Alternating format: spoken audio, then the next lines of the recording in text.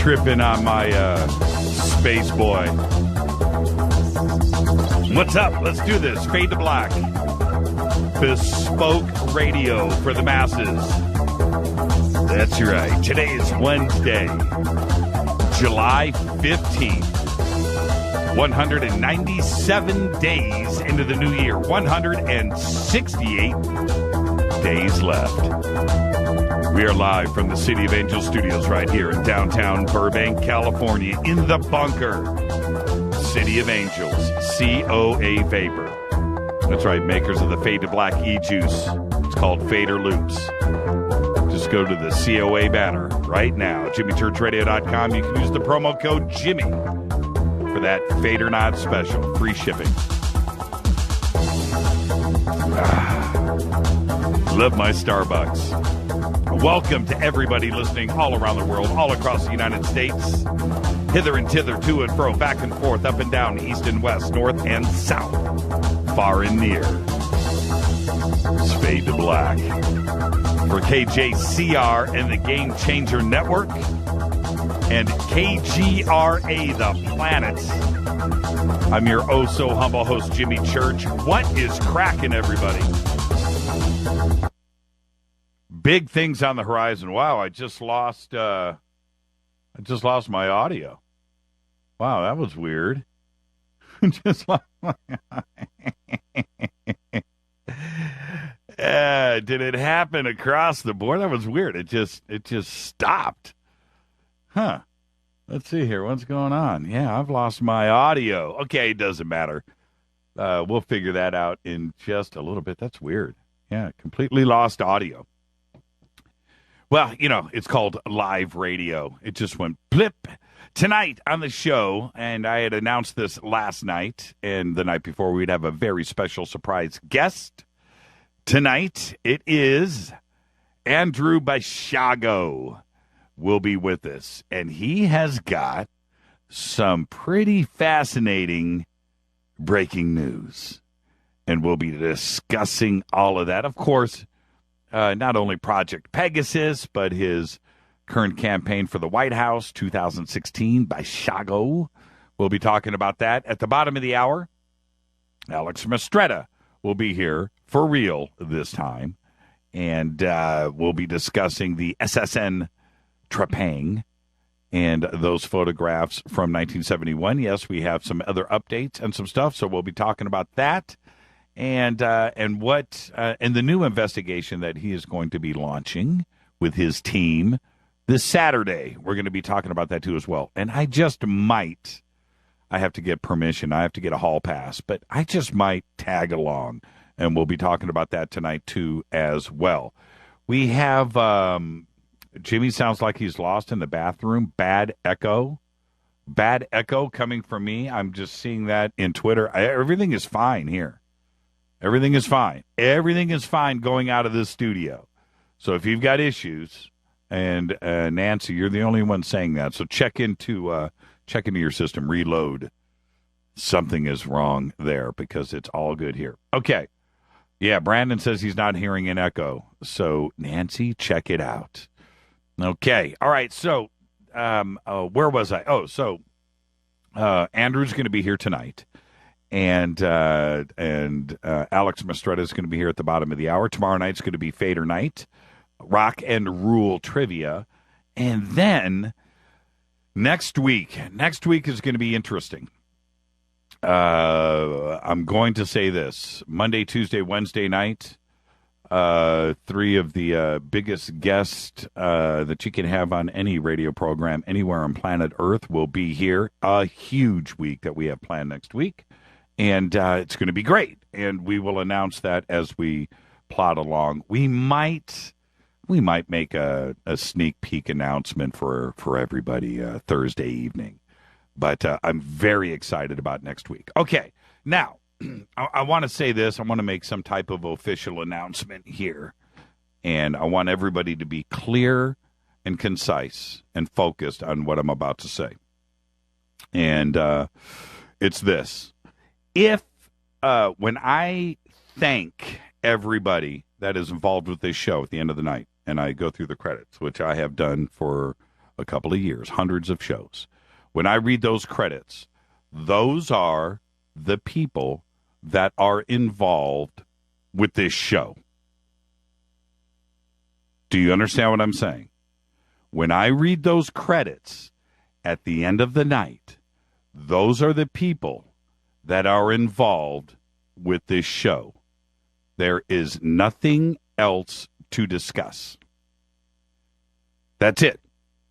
That is it. If anybody out there ever is involved with this show at any level, you get credit. That's it. So if you hear about anybody saying that they were involved with this show and their name is not in my credits, they're lying. So that's it. Am I being clear enough about what I am saying?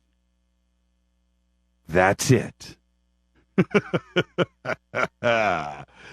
That's it. Everybody out there wants a piece of me, wants a piece of this show, and wants to say that they were involved, that they know me, that they talked to me. No, they haven't. Ever. Always remember that. I have been free with, and Rita, free with all the credit in the world. Anybody that is involved, we let the world know. We're proud of the people that are around us. We are so supportive, and the support goes both ways. And the show can't go on with the help of so many very important, cool, fun, down people. And you'll always get that credit. And I do it all the time. But unless I say it, it ain't true. So, obviously, I'm saying this for a reason. So, that is it. And if anybody out there ever wants to question anything, listen to the credits.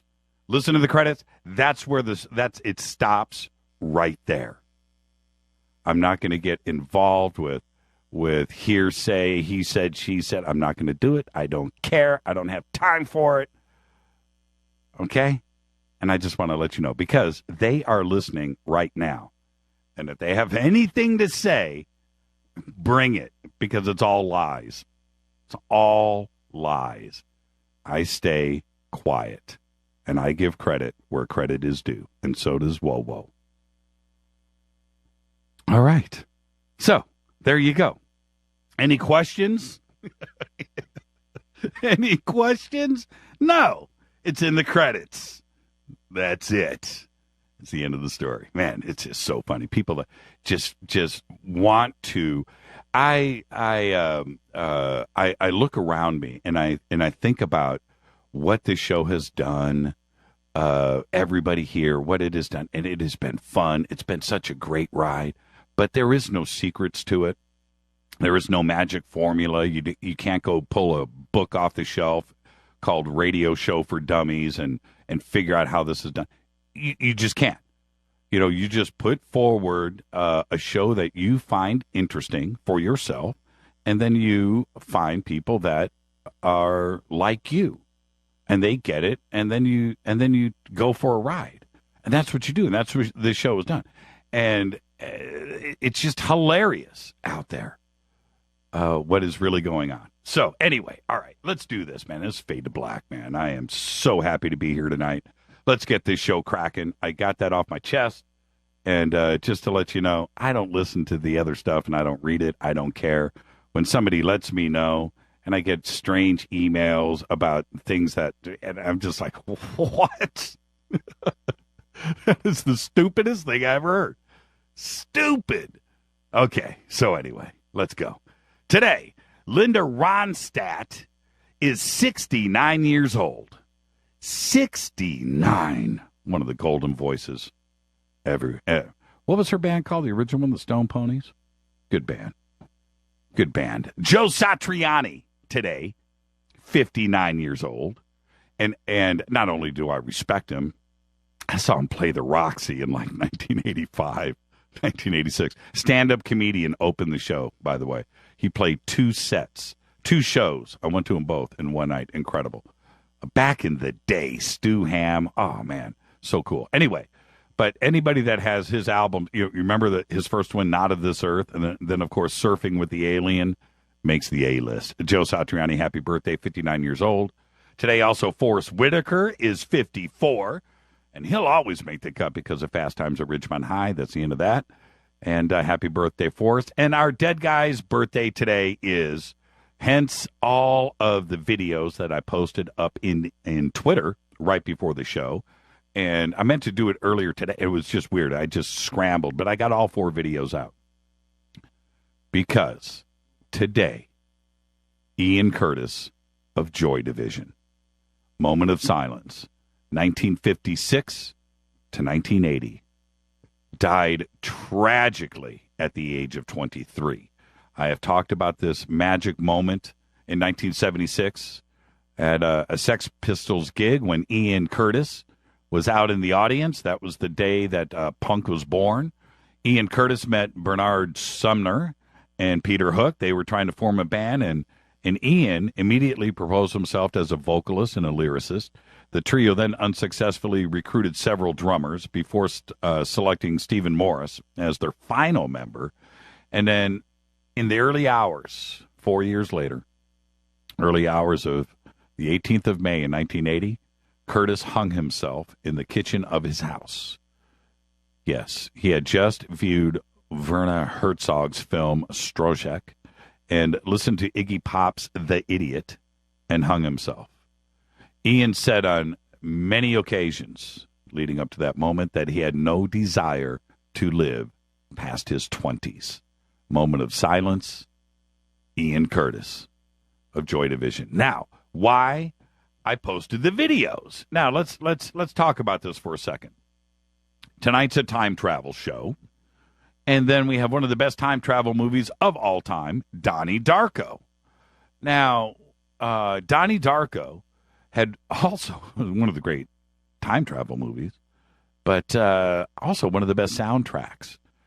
And so that's our Twitter question tonight. And I helped you all out by posting those videos, as many as I could. And, of course, what's the best song from Donnie Darko? You've got Mad World, the original. That's still a creepy, could be the best. I'm helping you out here. Head Over Heels, Tears for Fears. One of the great songs of rock and roll ever, right? Great song. Man, I was listening to it today, and you can't help but play air drums to that. And then you've got The Killing Moon, Echo and the Bunnymen. Dude, that's all I got to say. That song is strong. Then you got Never Tear Us Apart, in excess. Under the Milky Way by The Church. And, of course, you know, they're called The Church. I would be a little biased, but that song could be. That's one of the great ones. And it's also got one of the best lines of all ever in the history of music. Wish I knew what you were looking for. Man, what a song. And then you've got Love Will Tear Us Apart by Joy Division. That's a tough call. The Killing Moon, Echo, The Church, Joy Division, Tears for Fears. What is the best song from Donnie Darko? And that's why, you know, I'm just going to say this. That's why this show was so cool. It's the only place we're going to get this kind of stuff at. This is Fade to Black. Oh, man, you know what? Is my stuff ain't playing. I have lost my audio. This is bizarre. Okay, hold on. I'm going to ramble while I click on the mouse. And I'm watching, The Killing Moon. Okay, all right. I'm going with that. Okay, we got it. We got it back. Music is back. This is Fade to Black. Whew. Man, I was scared there for a minute. Not another computer down. It's Fade to Black, bespoke radio for the masses. Tonight, Andrew Basiago is with us. Alex Mastretta will be here. SSN Trepang updates. I'm your host, Jimmy Church. Follow us on Twitter at JChurchRadio.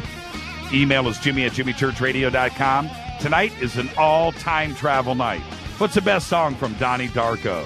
I want to know what you think. I'll be back right after this. So good to be here. Let's do this. Man.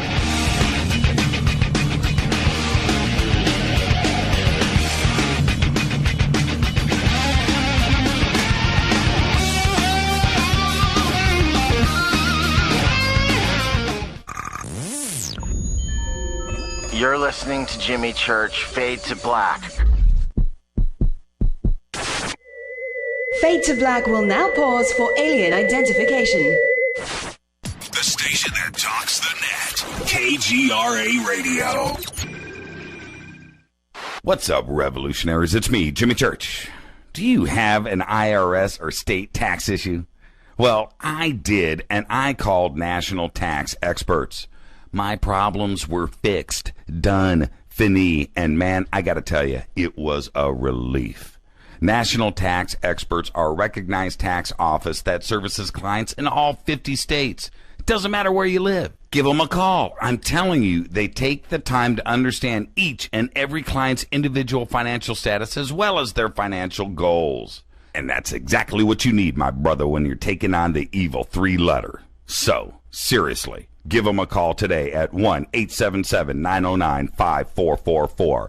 Again, 1-877-909-5444.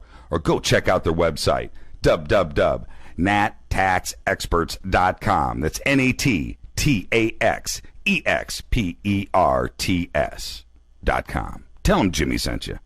9 out of 10 geneticists agree. Fade to Black is not your father's radio show on the Game Changer Radio Network and KGRA, The Planet. Hi, this is Chase Klutsky with Fate Magazine Radio, and you're listening to Jimmy Church and Fade to Black on the Game Changer Network and the KGRA digital broadcast station, where the Fader Knots rock.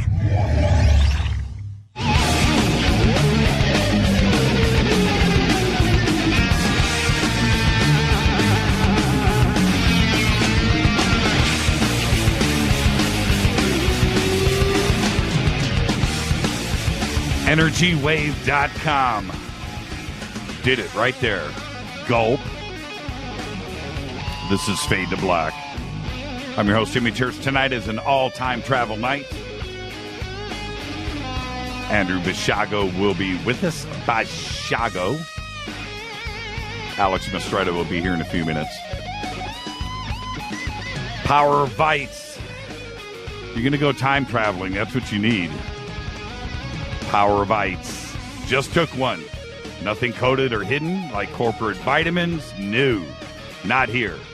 You can see the nutrients. You can smell the nutrients. I do love the smell of vitamins. It is a complete multivitamin mineral formula designed to naturally boost your energy. Power Bites has the same good bacteria found in better yogurts. Helps your body absorb those nutrients. The Green Turtle Bay Vitamin Company are dedicated nutritionists, and they have been producing Power Bites for over 20 years right here in the United States of America. Just go to EnergyWave.com. That's EnergyWave.com. Use the promo code KGRA. The banner is right there at JimmyChurchRadio.com. Click on it. It says promo code KGRA. Use it. Get free shipping on your order. Call 1-800-TURTLE-5. 1-800-TURTLE-5. Live operators are standing by. 1-800-887-8535. Or just go to EnergyWave.com. That's EnergyWave.com. On this day in history, in 1988, the world changed. 1988, because Die Hard debuted. And that made Bruce Willis a rock star. 1988. Fader Facts. Got this one from Renee today in the big salute to Pluto. Have you guys seen the Pluto? Have you guys seen the Pluto pic? Really, it's just a pic. Have you guys seen that thing? I posted it today. I didn't post it. Somebody posted it, but it got posted today. I keep saying there is no I, right? Right? Okay. All right. But interesting. And one of the things, okay, well, let me get to the fader fact. The fader fact is Earth's orbital speed is 19 miles per second. We all know that. But Pluto's is only 2 miles per second, resulting in a year for Pluto of over 90,000 days. Thank you, Renee. That was actually well done. 90,000 days. But so I started thinking with the New Horizons, what like the fastest spacecraft ever. And it got out there pretty quick. But it managed to do this flyby, and it was close, hundreds of miles, close. And how do you do that? How do you do that and not screw it up? I mean, NASA screws up everything. How do you time that? Because that's it. You got one crack. One crack. You don't get to throw that baby in reverse and come back and take a second pass for some pictures. No, you got one crack at it, and they pulled it off. It's unbelievable. It's miraculous. Unbelievable that NASA actually pulled that off. And that photograph is amazing. All that stuff that we had from, for Pluto over, Hubble and everything, with just nothing, just a dot. And there's stuff on the surface of Pluto. Very, very interesting. So anyway, where were we? Oh, all the news that you know nothing about. Today, Donald Trump said today that his net worth is in excess of $10 billion and that his income in 2014 was $362 million. Trump's campaign sent out a release today to the press saying that it had filed his financial disclosure with the Federal Election Commission. The FEC confirmed receipt of the disclosure. Now, why would I even put that in the news here? It's not news, is it? Well, it is. Why? This is a conspiracy show.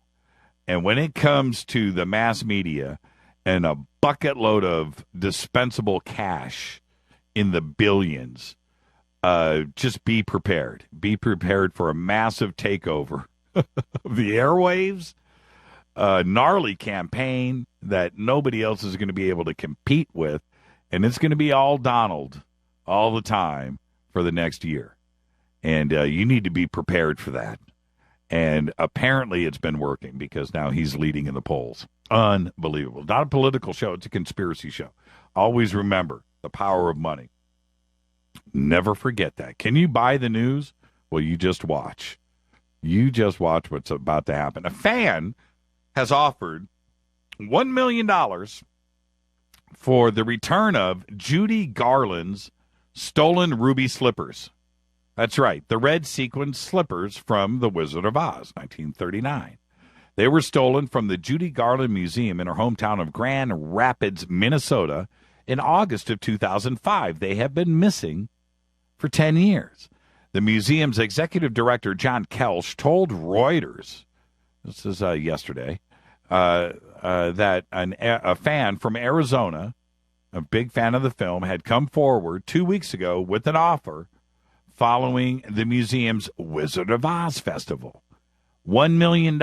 If you know where the shoes are at. Unsolved, by the way. And the burglars, the thieves, the only evidence left behind was one of those red sequins from the slippers.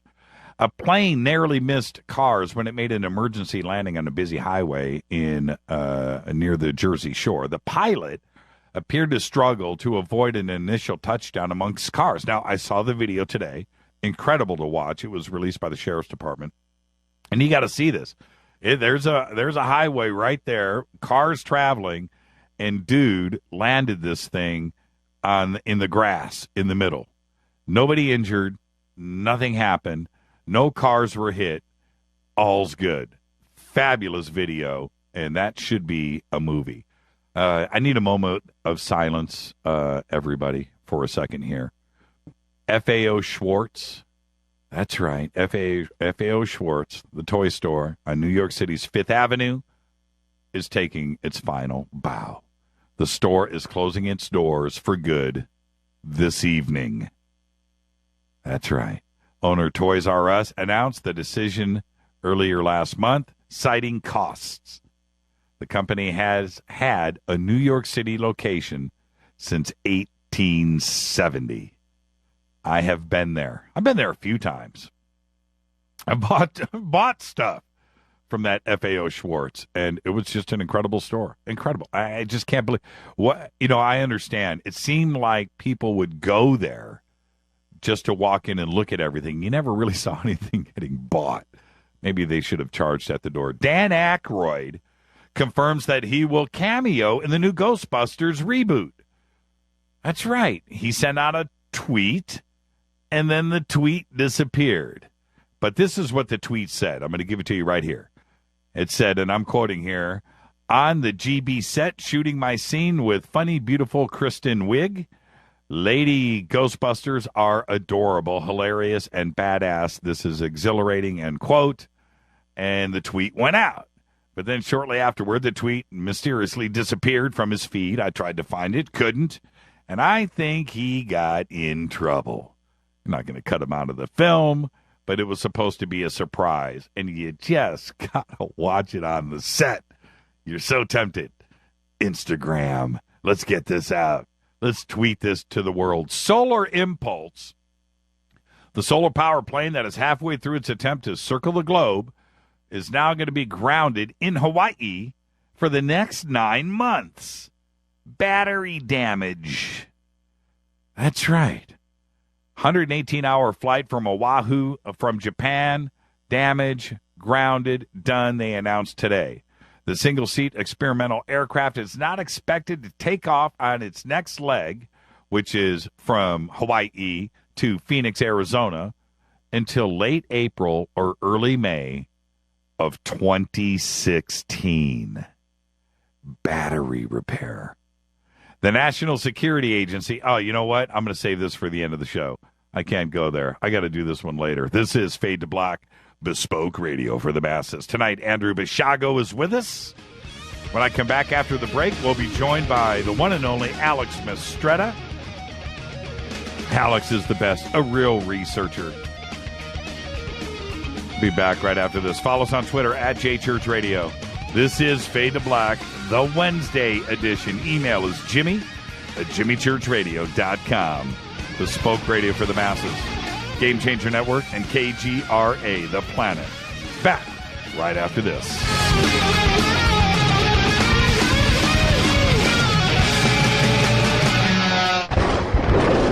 This is Fade to Black with Jimmy Church on the Game Changer Radio Network and KGRA, the Global Radio Alliance. The station that talks the net. KGRA Radio.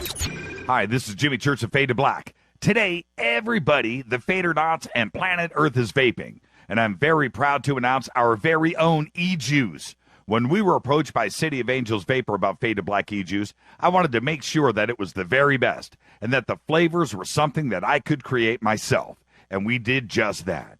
Introducing Fade to Black Fader Loops. This will take you right back to Saturday morning cartoons and your favorite bowl of fruity, loopy cereal.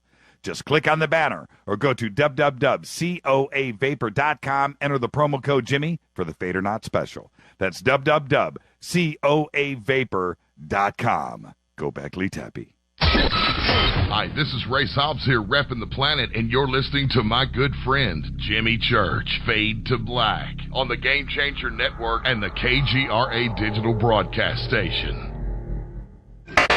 Imagine no longer being tied down to your computer, but having the freedom to take live talk radio with you anywhere you go. TalkStream Live introduces our first ever iPhone application. The talk shows you follow now follow you. And your iPhone is now the fastest and easiest way to stay connected to the best talk radio on the internet. Let TalkStream Live transform the way you listen to radio. Listen to live talk shows 24 hours a day, 7 days a week.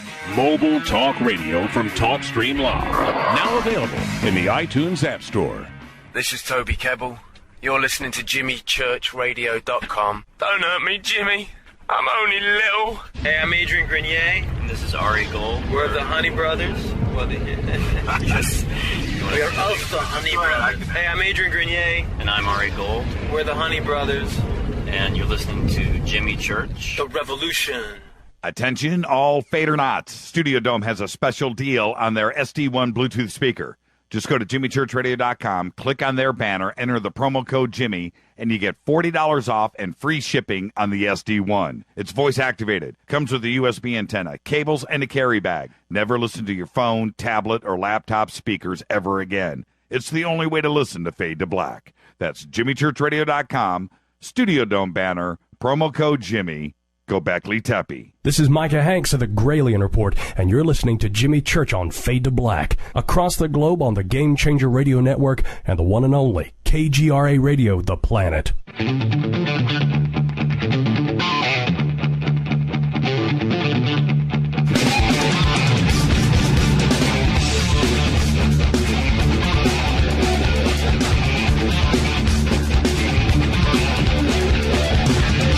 Welcome back.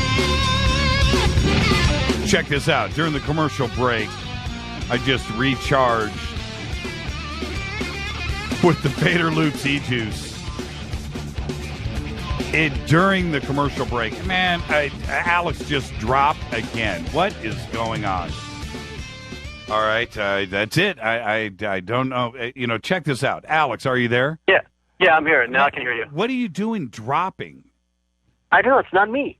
It's not honestly, you. I don't know what's going on. Man, you got some NSA action going on, my brother. Hey, really quick before we jump, I wanted to give a shout out in real time. I'm going to test this guy, Anthony. What is up? I want you to mess up on a tattoo right now. You're listening to my voice. I hope you just slipped and somebody just went, ouch. And now I want to see him retweet. Because I want to see him tweet right now. I want to see if he's really, because he just said, he goes, you know what, check this out. I always have the show on in the office while doing tattoos. I just can't check in. I'm always listening. Well, there you go. Now let's just, ow, what was that? Oh, sorry. Oops. All right, Alex, my brother. Yes. You are the man of the moment in ufology, and this story has taken off. The SS Entropang, it is everywhere. I did a little Google search earlier today. I lost track of and lost count of the websites that this is on. Some of it crazy, and well, what's funny, and I'm a victim of this, and a lot of UFO researchers are victims of this, where they'll take the story, they'll twist it, and turn it into a joke. All right? Yeah. And they think it's funny, ha ha. And it's not. You're a serious researcher. You're out there trying to, your quest for the truth. And but it's out there, and you're the man of the moment right now. And there's a bunch of stuff that we need to talk about. Okay, Anthony just said, last appointment was at 6, so I just finished. All right, he didn't get a chance to mess up a tattoo. So anyway, it's a story that is breaking. It is fluid, and I got a bunch of email from some fellow researchers yesterday, and I'll say one of them was Freeman. With the Sigma information, you got it too. It seemed like that part of the story broke at about the same time. I didn't release any of it. I want, this is your story. You're going to run with it. So Sigma, SYGMA, meant something. So let's just go there. Who and what is Sigma? Sigma was a photo agency, and I didn't even know this, but in the 70s, and they were huge. And they were created in 1972 through 1973. And eventually they were bought, before we go back to the 70s, they were bought over by Corbis in 1999. Corbis is owned by Bill Gates. And by that time, Sigma was getting a lot of lawsuits from a lot of photographers over their pictures, and they're getting a lot of legal trouble. And ultimately, and it took till like 2010 for Corbett to decide this is not worth it, and it liquidated Sigma. But in the meantime, Sigma had this huge archives of pictures, not just these potential pictures, Navy pictures, whatever, from all over the world. And a lot of them actually disappeared, assuming people stole them. A lot of them were destroyed. And I have a contact in Europe. He's from the intelligence community, and that's who I talked to yesterday. And he had dealt with Sigma before in some other activity that he was involved with. And he told me, he's like, good luck trying to figure out where these pictures came from, because I guaranteed they were stolen, which is, it was like hundreds of thousands of pictures, or just nobody knows where they're at. The one of the interesting things I thought about the story, there is a Sigma story that was on from 2010 on Huffington Post. Yeah. And in that story, it said that Bill Gates had invested $100 million into Sigma and couldn't straighten out their issues, cataloging photographs, losing stuff. And they threw up their hands as, it was a lost cause. At least that was the gist of the article. And now, so that means a lot of different things. And when you look at these photographs, and they've got the Sigma stamp on it, could these have, been stolen from Sigma? Sigma had them. How did Sigma get them? All of the classified information that is also on the photographs, where did that come from? But all things point to them, and they were a legitimate company for quite a while, especially for Bill Gates and Corbett to come in and purchase the company and drop $100 million into the company. And I thought that was very interesting. And go ahead. Yeah, what was weird about that, too, is obviously they were already having legal problems. So they just put down that much money of a company that was going to be a headache. That was kind of odd. And they lost a lawsuit for $1.5 million. Yeah. And because of lost photographs. And when you say lost, it reminds me of, what was that movie? Secret Life of Walter Mitty that came out a couple of years ago with Ben Affleck. And Ben Stiller. Yeah, Ben Affleck. Ben Stiller. One of those Bens. Ben Stein. And that was also, that was about cataloging, photographs are numbered and filed away. And when you need to go and find them, they need to be in the place where they're at. And if they're lost, you've got tens of millions of photographs. They're gone. How do you retrieve them? And if they're filed away and misfiled, then you don't have the information that goes with those photographs, where they were taken, the date, who took them, who owns them. All of that is gone. Now you're just holding a photograph of something, and you don't know what it is. And it looks like these Trepang photographs are part of the problems that came from Sigma. Not only losing photographs is the issues that took them to court. Yeah. No, I agree with you 100%. That's what we were discussing yesterday. And one of the reasons I think the photographs were stolen, because, I've been looking at these pictures over and over again, and there's a lot of marks on them. They seem to have been folded.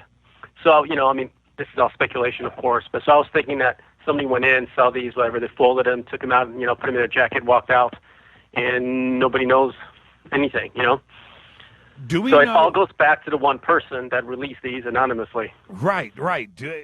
And we don't know who that person is. And the other question is, do we know where this Sigma library went to? Was it liquidated? Who's got the Sigma photographs now? Have you been able to find anything else about Sigma? No, nothing. Everything seems to be kind of all over the place. I can track anything down. Yeah, it's weird. The story is just getting stranger and stranger. I still don't know what to make of all of this. These photographs are real. Well, I haven't held them in my hands yet, but my eyes tell me that I'm looking at real objects being photographed out over the ocean that are extremely large, and they don't make any sense.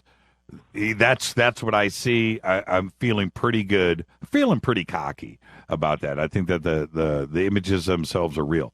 What are in the images, I don't know. But my eyes don't. They're playing games with me, Alex. Yeah, I mean, I'm with you 100%. I'm 100% sure at this point these photographs are real. Now, what they represent, I agree, we have no idea so far, you know. And with the whole Sigma thing, it's only been 24 hours since I figured out what Sigma was, so it's a long way to go still. So I'm still trying to, you know, track these down. But it's going to be, from that, I have a feeling it's a dead end, you know. Well, you know, if it was targeting, if it was some kind of Navy target, you know, let's not be kids here. Let's be adults here for a second. We've all seen Navy targeting stuff, ships being shot at, targets on islands, missile targets. We've all seen stuff. Okay, I have no problems looking at Navy targets. You can look at that, go ahead, Google it, boom, you've got 20,000 images that you can scroll through. They all look the same. What you don't see is these pictures. You don't see these. These don't look like the Navy targets. And on top of that, the Navy targets are A in color, usually bright orange. Why? Because you don't want to be shooting at or targeting something that you don't you don't want to hurt. It's never good. Yeah, never good. And so my eyes don't see that with these. It doesn't look like any of the Navy targets that we have seen at over the years many times. I'm going to be 52 years old here soon. Yeah, I've seen photographs of everything. And I know what I'm looking at. When I look at these pictures, I have never seen anything like this before unless it was a science fiction movie. And that's where it stops with me. Yeah. Well, here's the thing, too, because we asked, Admiral Sackett, who was on the Trepang, to take a look at these pictures, which he did. I asked John Klicka, which was on the Trepang, to take a look at these pictures, and both of them didn't know what they were looking at. John was listening to the show the other night, wasn't he? Yeah. Greenwald? No, Klicka. Oh, Klicka, yeah, yes, he was. That's how he contacted me, because he heard me on your show. How cool is that? You know, John, contact Alex again via email or contact me directly. You know, go through Alex, but would love to get you on the show and ask you a couple of, you know, harmless questions. Just were you on this, you know, when, where, who, what, where, and where was the sub located in 1971? Answer these questions for just if we can remove the Trepang from the story, fine, okay, that's cool. We're just trying to figure out what's in these photographs, and as a crew member of a nuclear sub. Oh, you know what? You just reminded me. We actually have a connection. We have another connection out there to this. You know what? I'm going to see what I can do. I can't say it on the air, but yeah, we'll talk. So what else? Okay, moving. Anything else to update on the Trepang really quick? I don't want to read your mind. No, so far, you know, we've gone through all the updates. Sigma was the latest update that I've got. So all of the high-res images, everything that you have right now, are either on jimmychurchradio.com, they're on the Black Vault with John Greenwald, or they're on your website, right? That's it. That's it. That's the only three official source of info for this case, period. Now, anybody else that claims to is lying. Yeah, and I do want to make that announcement, too, on Alex's behalf, which is there's 3-point sources of information for all of this for Alex's reporting. That is the Black Vault, Jimmy Church Radio, Fade to Black, and Alex's own personal website. That's it. Anything else that you read out there is either removed from one of these websites, rewritten, or whatever. But there's only 3 official spots for anything on the Trepang. That is the Black Vault, Jimmy Church Radio, or Alex Mastretta's own personal page, and that is it. Absolutely. Okay. Now, let's talk about one of our other favorite subjects. We've been talking about it for a couple of years now on Fade to Black. That is, I'm just going to let the cat out of the bag. Pine Mountain. Absolutely, we're going there this weekend. Going there this weekend, and I'm not going to give specific any other real specifics about this, but who's it's going to be yourself, Steve Murillo, Wolf McCarran, and is there Who's the fourth? Steve, maybe Jason Friend. He's a member of Upars. Yeah, Jason. Jason's going. Okay. Yeah. Jason cut his hair. He no longer looks like who's that sax player? Kenny G. He doesn't look like Kenny G anymore. He cut his hair off. He looks pretty good, actually. So it's going to be Jason, Wolf, yourself, Steve, and if I get a hall pass, I'll be there too as well. Now, what is the background on Pine Mountain? When we first did Fade to Black back in the day, Steve was on the show, Wolf was here, and they told us about Pine Mountain. And Pine Mountain is one of those strange places in the United States that doesn't get much coverage. An extraordinary event, and events have gone on there for decades, if not hundreds of years, and it's just a hop, skip, and a jump from Burbank. It's right up the hill. What's the background on Pine Mountain, Alex? Well, Pine Mountain, and I didn't know this until 2010, was known to be a UFO hotspot. Literally, it's an hour from my apartment. Never heard anything from it. Until we got a call. When I was director of investigations for MUFON Los Angeles, my predecessor, Bill Casey, was familiar with this case, and he's the one that kind of turned it over to us. And he's like, there's a lot of sightings up there. You got to meet this lady. She's an ex-cop, used to work at a jail. I'm like, okay, yeah. So Steve and I drove up there, and we weren't ready for this. Apparently, the story is that she had seen a UFO one night. She's telling us the story, just a light over the house. Seems to land in the forest. We're like, okay, no big deal. And then she goes on. She's like, oh, yeah, there's a second night, and around 10:30 p.m., my dog wants to go out. So I let the dog out. It goes out for 5 minutes. Dog comes running back, scared. She's like, and there's all these lights behind the trees in the forest, like there's like something that's either drove there or landed there or whatever, right?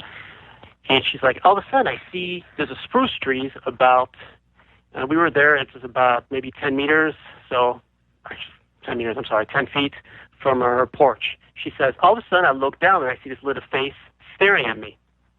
And while this is going on, there's all these lights in the background behind the trees. And I see this little face, this little guy about, 4 feet, 4.5 feet, narrow chin. She's like, I couldn't really see the eyes or I couldn't see the skin color. And then I see, all of a sudden it sees me, the thing starts shaking, seems to be freaking out. And he takes off at this remarkable speed, head straight, superhuman speed towards the lights in the back of the trees. And we were able to also get hold of the neighbor who also saw, she said her son saw an object, typical, round UFO lights on the outside, fly over the house and land behind the trees where that little guy ran to. That particular evening, how many other eyewitness reports were there up in Pine Mountain? 3 total. Yeah. 3 witnesses. 3 witnesses all saw the craft either in the air, saw the lights behind the trees, and she specifically saw a being. Yeah, absolutely. Yeah, crazy. Very clearly. And 10 feet from her porch. Yeah. And there are, I think, well, it depends on what happens this weekend, but there were some original interviews that were done by Wolf that were videotaped. How many witnesses did Wolf interview? I believe only the initial witness. We had met with some additional witnesses from other cases out there, but in terms of being on camera, I think she's the only one. How large is Pine Mountain, and what's the population up there? I'm not sure. I'd have to go back on my notes, but it's tiny. It's tiny. It doesn't even have its own zip code. It uses a zip code from a town that's 5 miles down the road. Yeah, which is my point. And American Indians have been there for quite a while, hundreds of years. Yeah, in fact, they approached us. Actually, Steve and I were having breakfast, and one of the elders hey, I just came up to me. He's like, I just overheard your conversation. I heard you guys talking about UFO. He's like, my people have been seeing these things here for generations. Rob just tweeted here. He goes, I've seen some weird, I can't say what he says. I've seen some weird stuff on Pine Mountain. Used to go there a lot, and mostly trippy lights, which is exactly what the Indians told you to, correct? Absolutely. How did they describe them, Alex? Just for them, it's just lights in the skies. But actually, one person we talked to, I'm not sure if he was a Native American or not. He was definitely, if not, he was Latin. But anyway, he claimed to have seen a triangular craft, small though, head towards the mountain and sort of like disappeared into the mountain. Said some lights showed up on the mountain, kind of like flashed, like kind of indicate a landing. And it was at night, so it was dark aside from that. And the craft just headed towards the mountain, and it was gone. So it's going to be interesting, and so the investigation continues. There will be cameras and video and everything else lugged up to Pine Mountain, and it's going to be interesting. And hopefully on Monday we'll have something to talk about. Also chasing down some of these original witnesses, as well as new eyewitness testimony, but grabbing some of the original witnesses and finding out what they have to say and what has gone on up there since the original trips that you guys made up to Pine Mountain. I want to emphasize with everybody that Pine Mountain is, Alex just said it's an hour from his house. From Burbank, it's even closer. It's 20 miles away. It's a half hour at the most. It is right here in the middle of Los Angeles. Now, to describe how things change really rapidly from the valley, once you peel up and get out of the valley, off of the 405 and head into the Grapevine on the 5, you go from massive population, and then it takes a skidding halt. It stops, and you are in the middle of nowhere.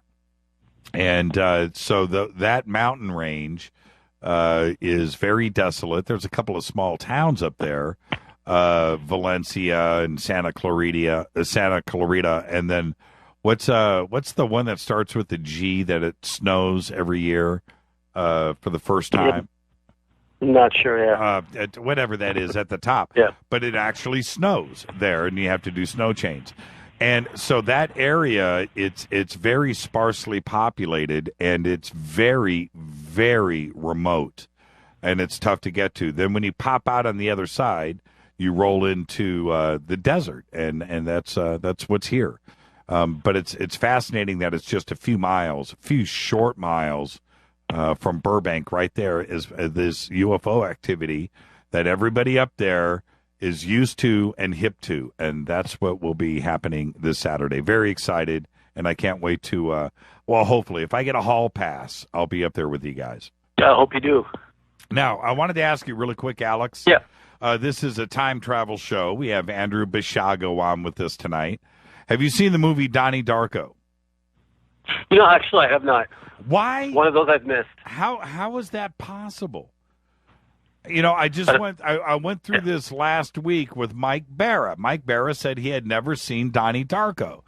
This is ufology time travel 101. You have to see Donnie Darko. How can you not have seen Donnie Darko? Okay, so that's it. Your reprimand is there. You've been knuckle wrapped. And I'm going to see you this Saturday. Today's Wednesday. You've got 2 days to lock out Donnie Darko, and then we can continue this conversation. Next question. When it comes to time travel, you have Project Pegasus with Basiago. You've got Montauk. You've got all of the different stories about it.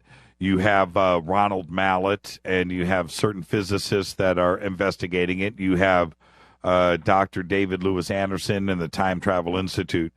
All of these different aspects of time travel. For you, if time travel is occurring, and I believe that it is, how do you think that it is happening?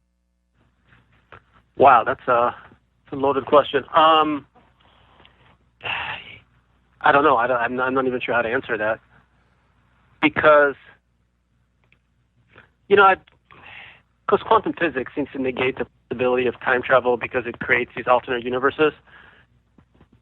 And so that's always kind of, I could see where you could travel to the future, but I don't know if you could really travel back to the past because, how would that work? But how do you... And if you did, how would you know? Because if you change something, you wouldn't know that it's changed, right? I'm asking you the question. So, yeah, no, I know. I was kind of like a rhetorical. Yeah. If you want to ask me the question, Yeah. When I hear physicists say, "Yeah, traveling to the future is easy," and I understand that you don't need a time machine, you just need to travel really fast, and you can achieve that. I understand that, but the past has already happened. So to me, going to the past, you know where you're going. You know where you want to go. You know the event that you want to get to, and you do your date and time. It seems like traveling to the past would be easier because it has already happened. Traveling to the future, it hasn't happened yet. So picking a date and time is a little bit more difficult. Now we know through like remote viewing experiments that time is not affected. You can go, you can remote view the future like as you can the past. So obviously it's accessible on some level. Well, yes. And the past, Alex, the past is recorded in that it's ones and zeros. It's electricity. It is out there in the ether. It has happened. It has been recorded. So going to the past, I think, is something that would be easier to do. Going to the future to a specific date and time, you have to go out on your spaceship at the speed of light, turn around and come back and land on planet Earth and know where Earth is, by the way, at that time, and get back here and then and get to a certain point. So you need to mathematically really be correct on what date you want to come back and arrive at to be a time traveler to the future. But mathematically makes sense. Einstein said it. It's easy enough to do. Go and do it. So that aspect of it is a little strange to me, but it is also completely feasible. But why wouldn't we have been visited by time travelers in the future? That's the question. Stephen Hawking said, look, I'm going to do a party. I'm going to send out invitations. If time travel is possible, then on this said date, I'm going to have a bunch of time travelers hanging out at my house. I'm going to have balloons. I'm going to have streamers. I'm going to have party favors and noise and champagne, and nobody showed up. Yeah. Alex. Yes. I got to get you back into Radio 101. You can never answer a question with yes. I remember. That's the last time. I promise. I'll never do that to you again. You're my brother. You're my brother. Hey, looking forward to this weekend. Sounds like you're distracted, and so there you go. Let's get together Saturday, Pine Mountain. The investigation continues, and then we'll get you back on the show next week for some Trepang updates and possibly some crazy stuff up on that mountain called Pine. Yeah, we should have a lot of updates by then. So. Yeah, thank you so much, Alex. You have a great weekend. Okay. This is Fade to Black. That is Alex Mistretta. You can never have silence on the radio. Alex, love you, brother. This is Fade to Black. When I come back after the break, we'll be joined with the one and only Andrew Basiago. I'm your host, Jimmy Church. Back right after this.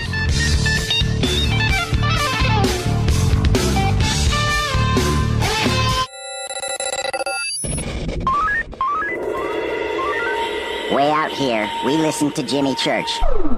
You're listening to Fade to Black. Always on the edge of the hottest alternative talk. Jimmy Church with Fade to Black. KGRAradio.com. Hey, everybody, what's up? Jimmy Church of Fade to Black, and check this out. The 2015 MUFON Symposium will be held this September 24th through the 27th in beautiful downtown Irvine, California. Expanding ufology, opening new doors in academia, industry, and media. Former Defense Minister of Canada Paul Hellyer will be there in person. Former CNN news anchor Cheryl Jones, TV news journalist Jaime Maussan, and MUFON's chief photo analyst Mark D'Antonio. They're just a few of the growing list of names for the 2015 event. It's September 24th through the 27th at the beautiful Hotel Irvine. Get your tickets today at MUFONSymposium.com. That's MUFONSymposium.com. Go Beckley Tepe. ¿Qué tal, mis amigos? Yo soy Mario Carson, el tiburón, y los invito para que escuchen a mi buen amigo Jimmy Church Radio. ¡Claro que sí! Did you ever turn to your radio for your favorite talk show to find that it's been preempted for this? In the air, to deep right center. Back goes Lewis to the wall, and it's out of here! Or this? And I'm ashamed of you, Hillary, for voting for it. Do you have a favorite talk radio program that's not available in your city? Just go to TalkStreamLive.com for links to the best streaming talk radio shows. At TalkStream Live, you will find live talk shows 24 hours a day, 7 days a week. All your favorites are here. With such a large selection, you will also discover some new favorites. On the go and still want to listen? With a mobile smartphone, simply type TalkStream Live on your internet browser. Now you can take internet radio with you. You will also find hundreds of music, news, and sports streams. Best of all, the TalkStream Live directory is free and there's never a login required. Remember TalkStreamLive.com, the fastest route between you and your favorite talk radio show. You are listening to Fade to Black with Jimmy Church on the Game Changer Network. Oi, oi, I'm Reese Evans. You're listening to Jimmy Church. This is Revolution. The revolution will not be televised. The revolution is on radio. Ciao.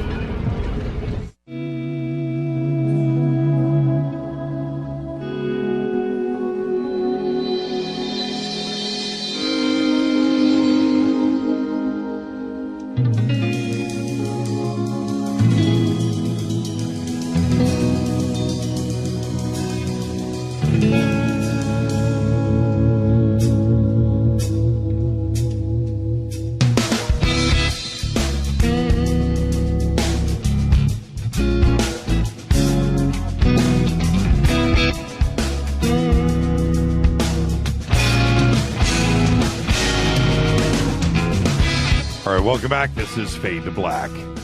Bespoke radio for the masses on the Game Changer Network and KGRA The Planet. I'm your oh-so humble host, Jimmy Church. Tonight, we are joined with Andrew D. Basiago.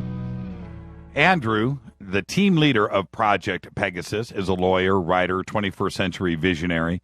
He's an emerging figure in the disclosure movement who is a leading campaign to lobby the United States government to disclose such controversial truths as the fact that Mars harbors life and that the United States has achieved quantum access to past and future events. He has been identified as the first of two major planetary whistleblowers predicted by Alta, the WebBot project that analyzes the content of World Wide Web to discern future trends. And 2016, we may find Andrew Basiago as one of the candidates for the presidency of the United States of America. I would like to welcome back to the program our good friend, Andrew Basiago. Andrew, how are you tonight, sir? Excellent, Jimmy. It's good to be back with you. It's great to be back with you. We, the two of us, got to hang out. Has it been a month already since I? Well, close to it. Yeah, almost a month. I was back on June 19th in Burbank. Yeah, and today's the 15th.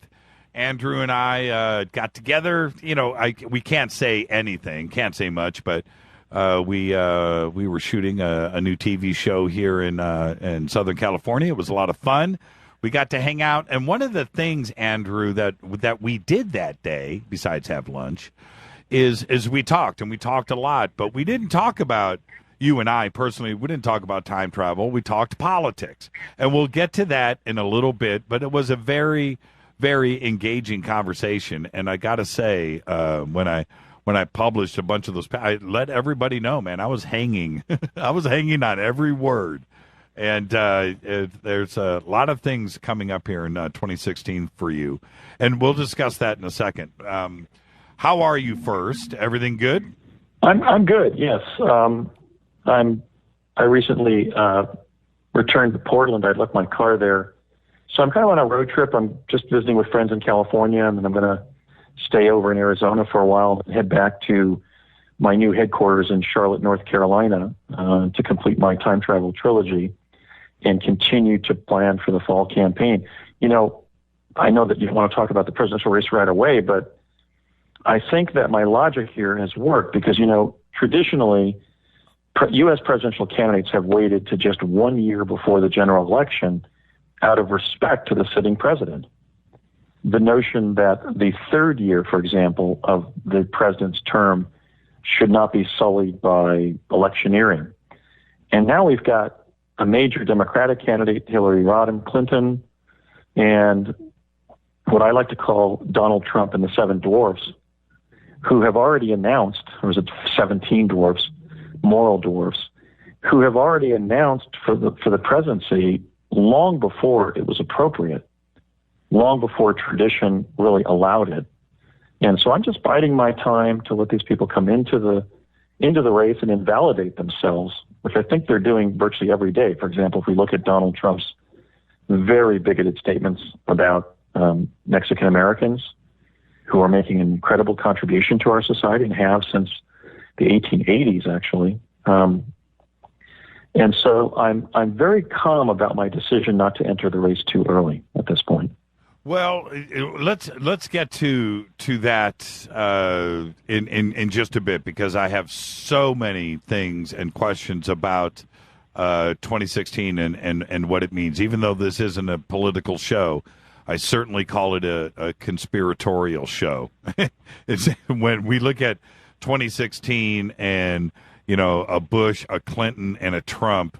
And a Basiago on the horizon. There's things that we need to talk about. So let's it's lengthy, and I want to get all of that out.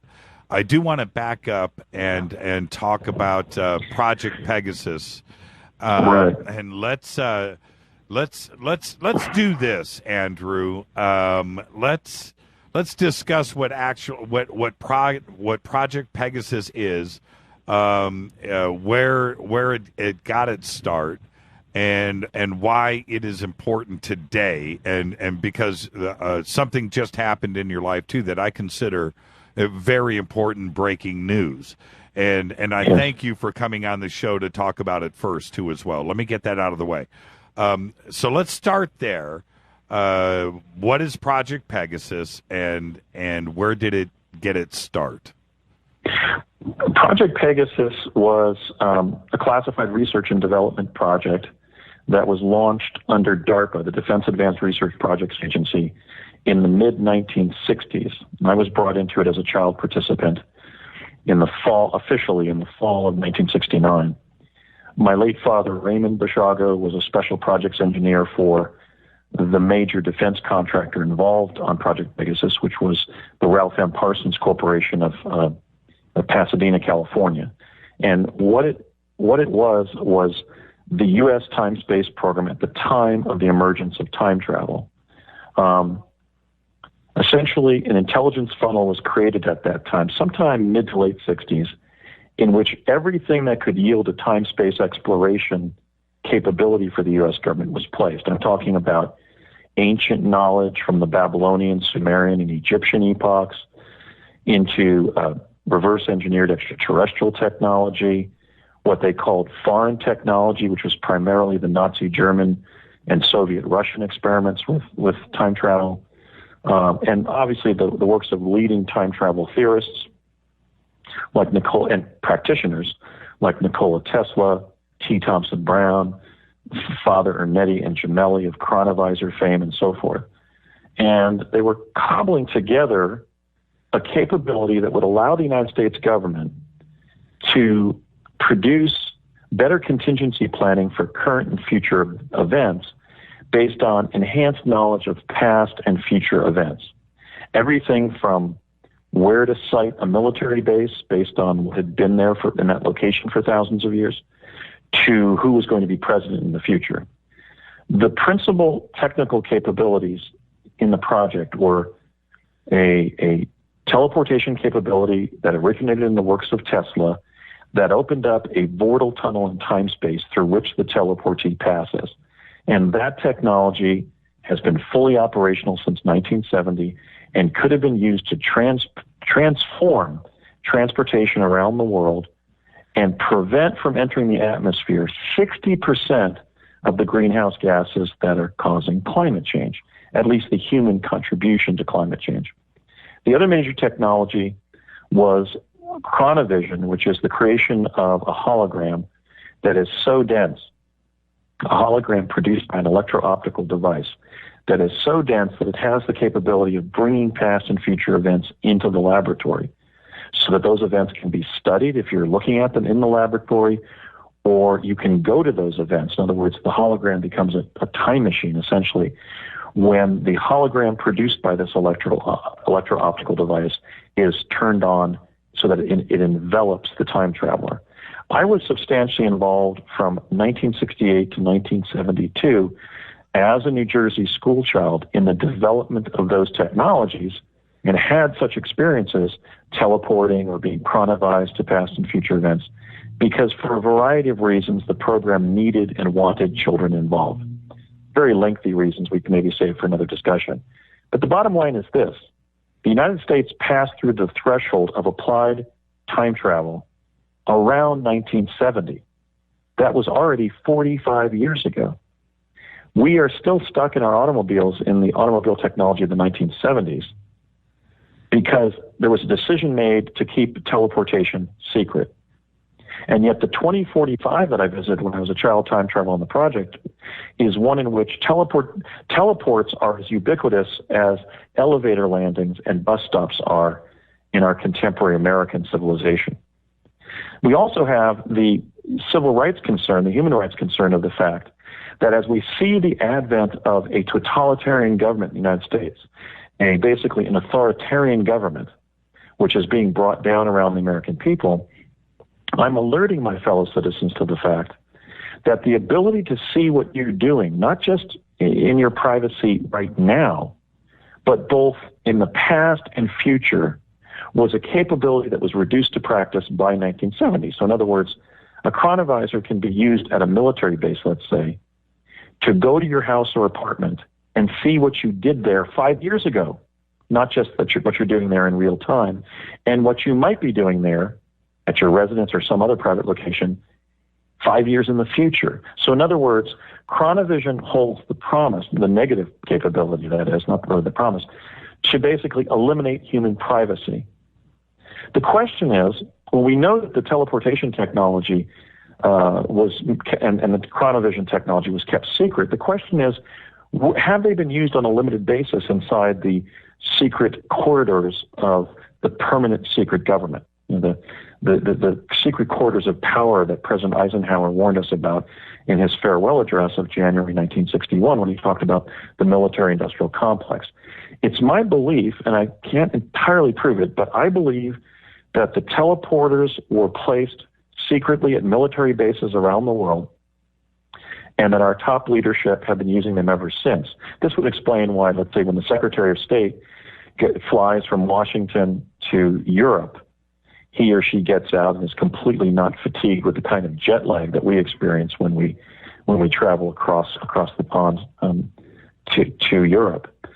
I also believe that in all likelihood, based on the disclosures of Edward Snowden and others, that because they held the ability to perform basically an almost perfect level of eavesdropping, and eavesdropping with everything except the emotional and personal component, the chronovisors were probably embedded in the national security community, probably under the NSA, to perform essentially holographically based domestic and foreign surveillance of individuals. So I guess what I'm doing in my truth campaign is I'm trying to both inspire society to recognize the fact that we could transform our civic infrastructure around the world by going back and capturing the Tesla teleportation that emerged under Project Pegasus. But in addition to being an inspiration, I'm also being I'm being a warning, and I'm warning my fellow citizens that the government holds the ability to perform essentially perfect surveillance of individuals, and there's some evidence that they have been. I know there was a disclosure of an environmental activist that is just occurring in the news right now.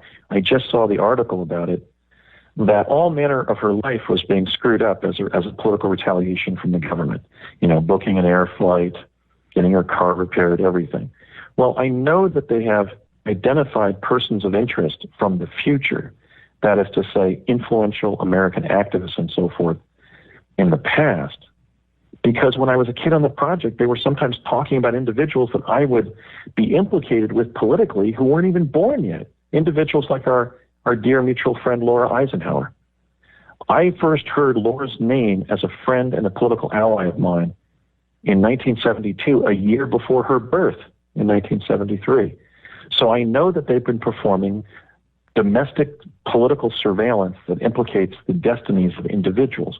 I also know, based on having met Presidents Bush, President Clinton, and President Obama in both the DARPA's Project Pegasus and then the CIA's Mars Jump program, that at least those presidents and Jimmy Carter, that their identity as future presidents became known as a result of the quantum surveillance the government has been performing since the early 70s, and that at least in the case of presidents, the Bushes, Clinton, and Obama, they were apprised of their presidencies. So there's a kind of a constitutional crisis that has quietly occurred that the American people have not been apprised of. And in furtherance of my oath of attorney that I took in Clark County, Washington on November 15th of 1996, almost 20 years ago when I was sworn in as an attorney, I took an oath not only to defend the Washington State the Washington State Constitution, but the U.S. Constitution. And I'm doing so now because I'm informing the citizenry that the protocols by which we select our president have been undermined by the secret advent of time travel and the quantum access that it affords. Well, what about the common issues of paradoxes? Are paradoxes not only possible, or I think that they may also be part of our imagination. In other words, the common grandfather paradox, going back, you kill your grandfather, therefore you couldn't have been there in the first place. We've all heard this many times. Could that just be science fiction, the paradox be science fiction? If you go back and you kill your grandfather, well, you went back and killed your grandfather. You're still alive. It has nothing to do. You may have changed the future, but you went back in time anyway. So you're alive, and the paradox is just part of our active imagination. No, the paradoxes are real, but their solutions are not generally societally understood. For example, when you go back and take an action in the past upon which the future depends, in the case of the killed grandfather paradox, where you go back and eliminate one of your ancestors to prevent your existence, the question was, if you could, in a perfect world of time travel, do so, what would happen? Would you suddenly blink out of existence? Would you just kill your grandfather and eliminate him, but you would still exist on your timeline because you're the product of the timeline where he wasn't killed? Right. Or would you be unable to kill your grandfather? Actually, time itself exists. It's the primary dimension. Without time, we couldn't even experience or articulate space. So time has to have preceded space. And so the paradox is that time as the primary dimension is linear and sequential. A precedes B, precedes C. Time travel, however, is not. So for example, when you go from 1980 to 1950 to try to kill your grandfather, so that your parent isn't born in 1951. You're still within the causation of a linear and sequential time-space continuum. So actually, the solution to the grandfather paradox is, if you exist to either contemplate or attempt to eliminate one of your ancestors so that you don't exist, you can never succeed because you exist to contemplate or to make the attempt. Nature intercedes. Is that what you're saying? Well, the nonlinear transept, which is the time travel journey itself back to the past, can occur. We can time travel. We've been time traveling. A greater number of individuals have probably been time traveling as I did since 1970. Right. So you can make that nonlinear transept back to the past to, let's say, kill your grandfather before he sired your mother. You can make the trip, but you can't succeed at the mission for which the trip is undertaken, namely to eliminate that ancestor before he or she reproduces to obviate your own existence because you exist. So are you saying, so the gun would never fire, right? It would misfire. Yeah, you'd be unsuccessful at every attempt. You would have to have been unsuccessful at every attempt that time travel allowed you to go back and kill that ancestor because you exist to make the trip. So no matter what, you could convince your grandfather to not go on a date with your future grandmother, right? But you could try to. You could try to, but no matter what, he's still going to go on that date in the back of the 48 Chevy. Yeah, it's QED as to your existence because you exist to think about going back and eliminating an ancestor before they reproduce, because we know, and I'm sharing with the public the fact that we have been doing it competently since 1970 within the secret corridors of American power, that you can make the attempts, you just can't succeed at any of them.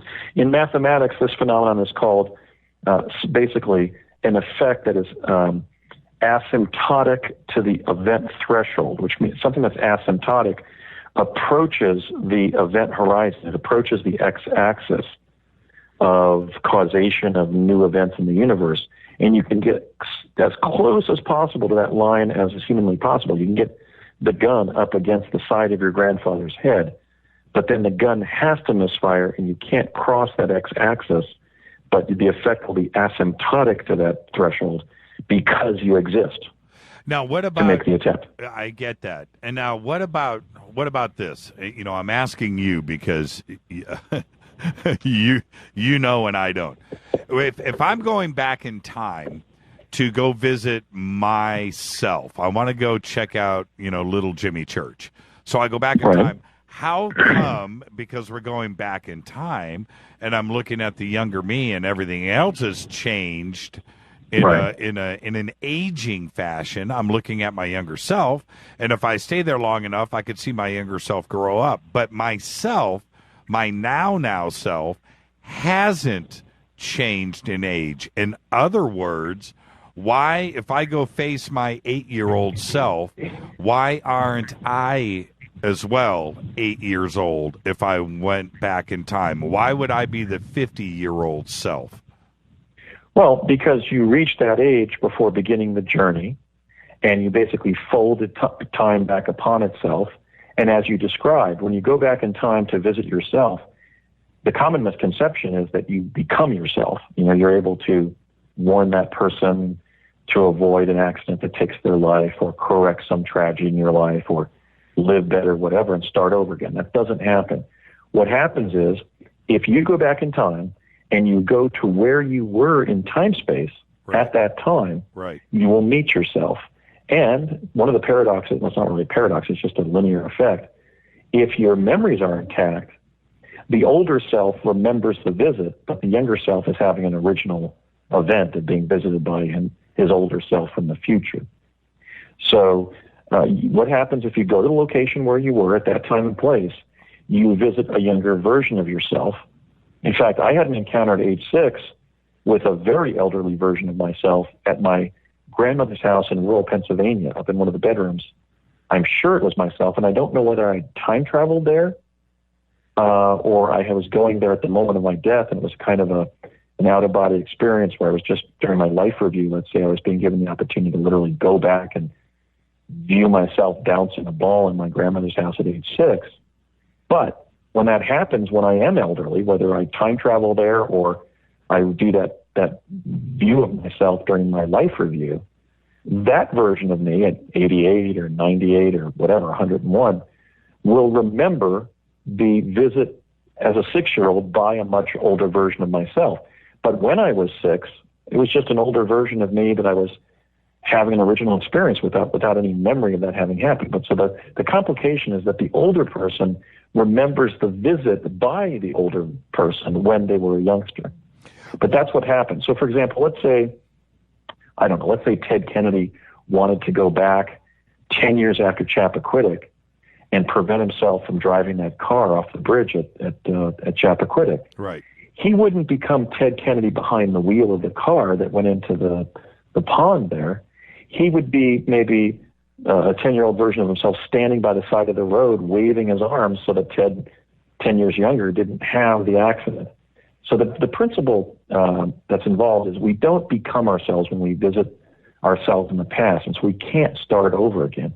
We can only visit a younger version of ourselves and give ourselves a message, but the complication there is whatever message is given, we end up living out our destiny anyway, because every time we make a decision, we experience the collapse of the wave function, and then that version of ourselves, our actions, our attitudes, everything gets deeply embedded in the quantum hologram and can't be changed. So my message is not one really entirely of the law of attraction, and that our intent governs our outcomes. I think that a healthy dose, not only of positive thinking along the lines of, Norman Vincent Peale, but also some degree of stoicism that we would associate with the Greek tragedians is also something that we should inculcate in young people and in each other, because once we take actions, things become deeply embedded in the quantum hologram and can't be changed.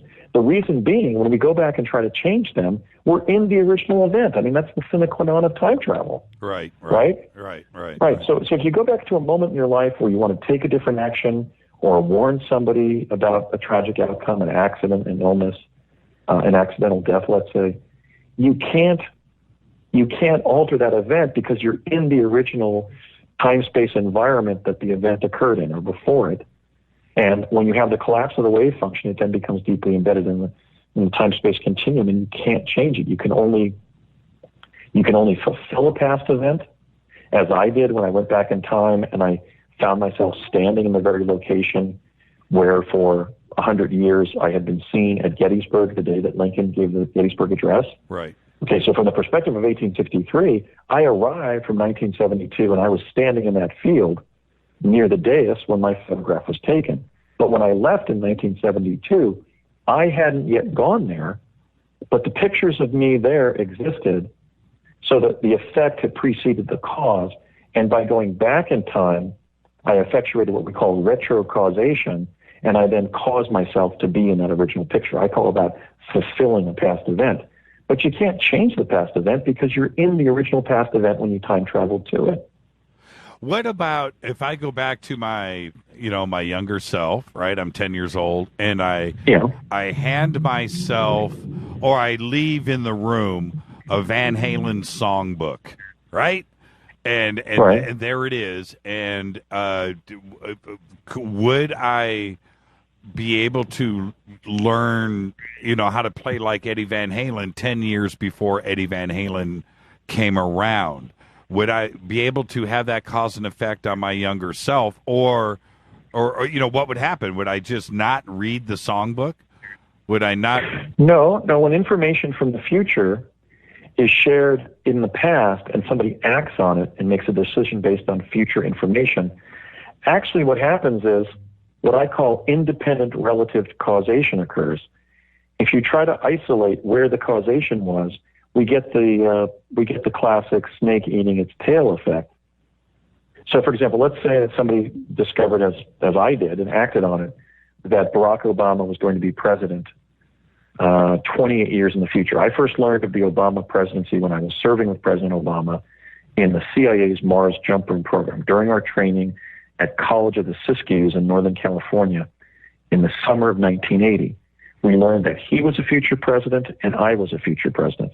Now, if like David Axelrod and other Obama operatives, I had decided to join his campaign for president in 2007, based on that 1980 knowledge, you have to ask, what would make him president? The fact that we found out in the past that we should work for him and work hard because he was going to become president? Right. Or his future presidency informing the past?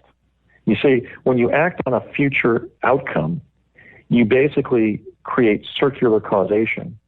So, but you asked a slightly different question, which is, if futuristic music or some music that became popular at a certain point was sort of disseminated to your past, could you preempt the guitarist that you admired in the future? And the answer is yes. I'll give you an example of this. Basically, my answer is that artifacts that are created in the present on the basis of future information become embedded in the quantum hologram, in the time-space continuum, when they influence the past. So, for example, the Great Pyramid may have been built by time travelers from our future. The Bible may have been written as a code from the future. This has been speculated. Principles of mathematics may have been disseminated during the Sumerian epoch from time travelers from our own future.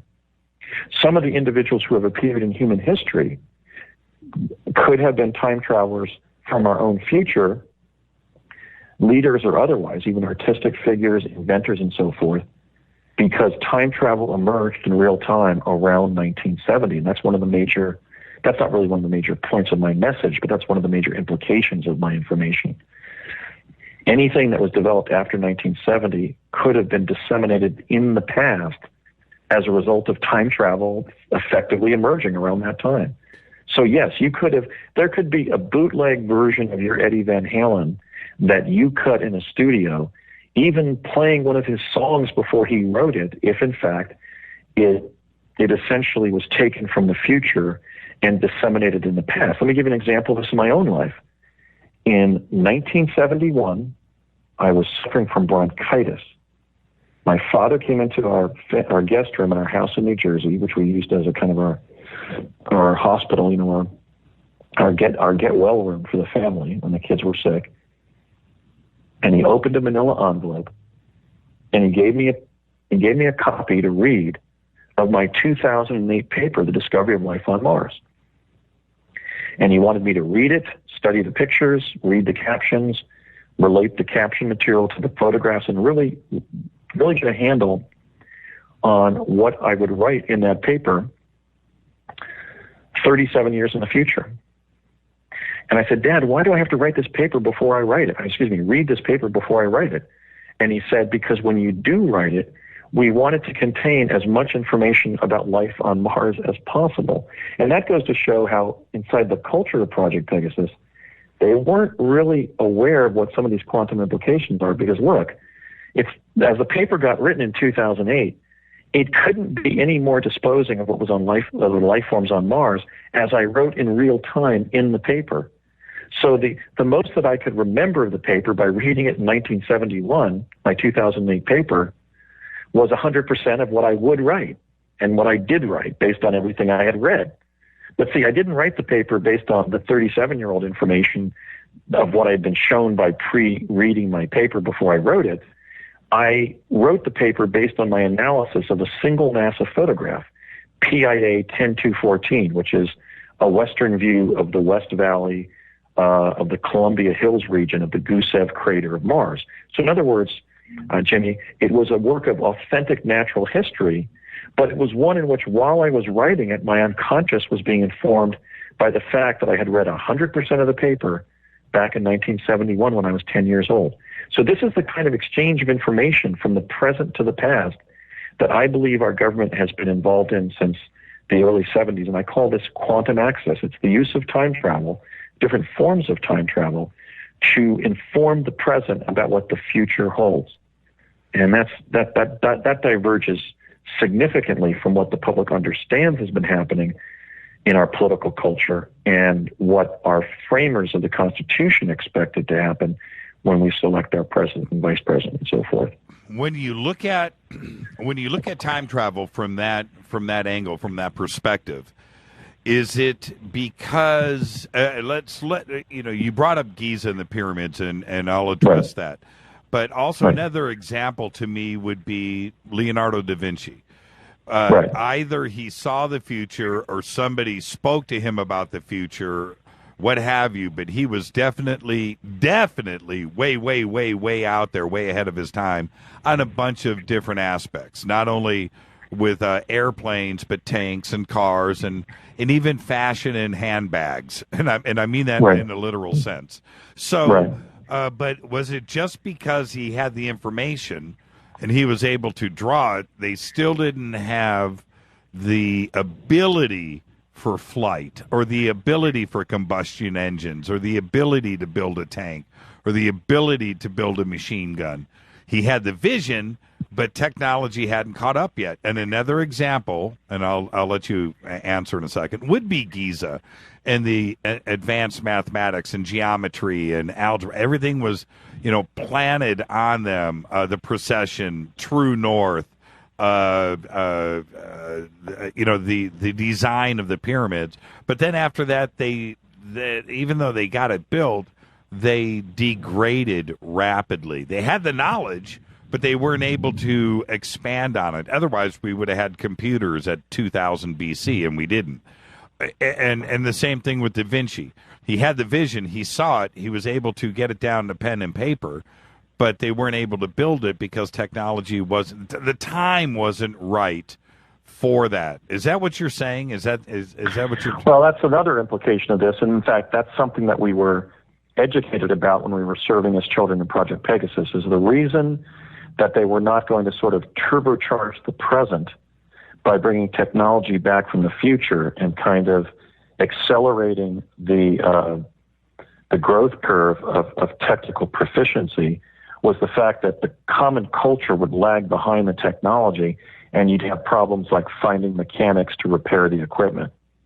You'd have the risk that certain parts would not be available because the infrastructure that produces a technology tends to be enabling, whereas if you artificially insert a future technology in a culture, there's no guarantee that you're going to have the enabling environment to maintain that technology. I think that's the issue you were addressing. And another implication, I think, of this is that if you look at a genius like Leonardo, or you look at the images of helicopters and airplanes at Abydos in Egypt that seem to be sort of a vision of the future, it's very possible that time travelers from the future informed the ancient Egyptians, informed somebody like Leonardo about what the look of the future was, and said, see, we have these lighter-than-air machines that look like this.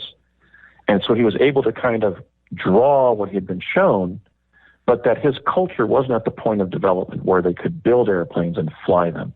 And that's certainly true. But even if they could, even if there was a technology transfer program from the advanced future to the present, or from the present to the past is another way of looking at it, there's still the problem of the not technological obsolescence, but technological precocity that would prevent the culture from sustaining the technology.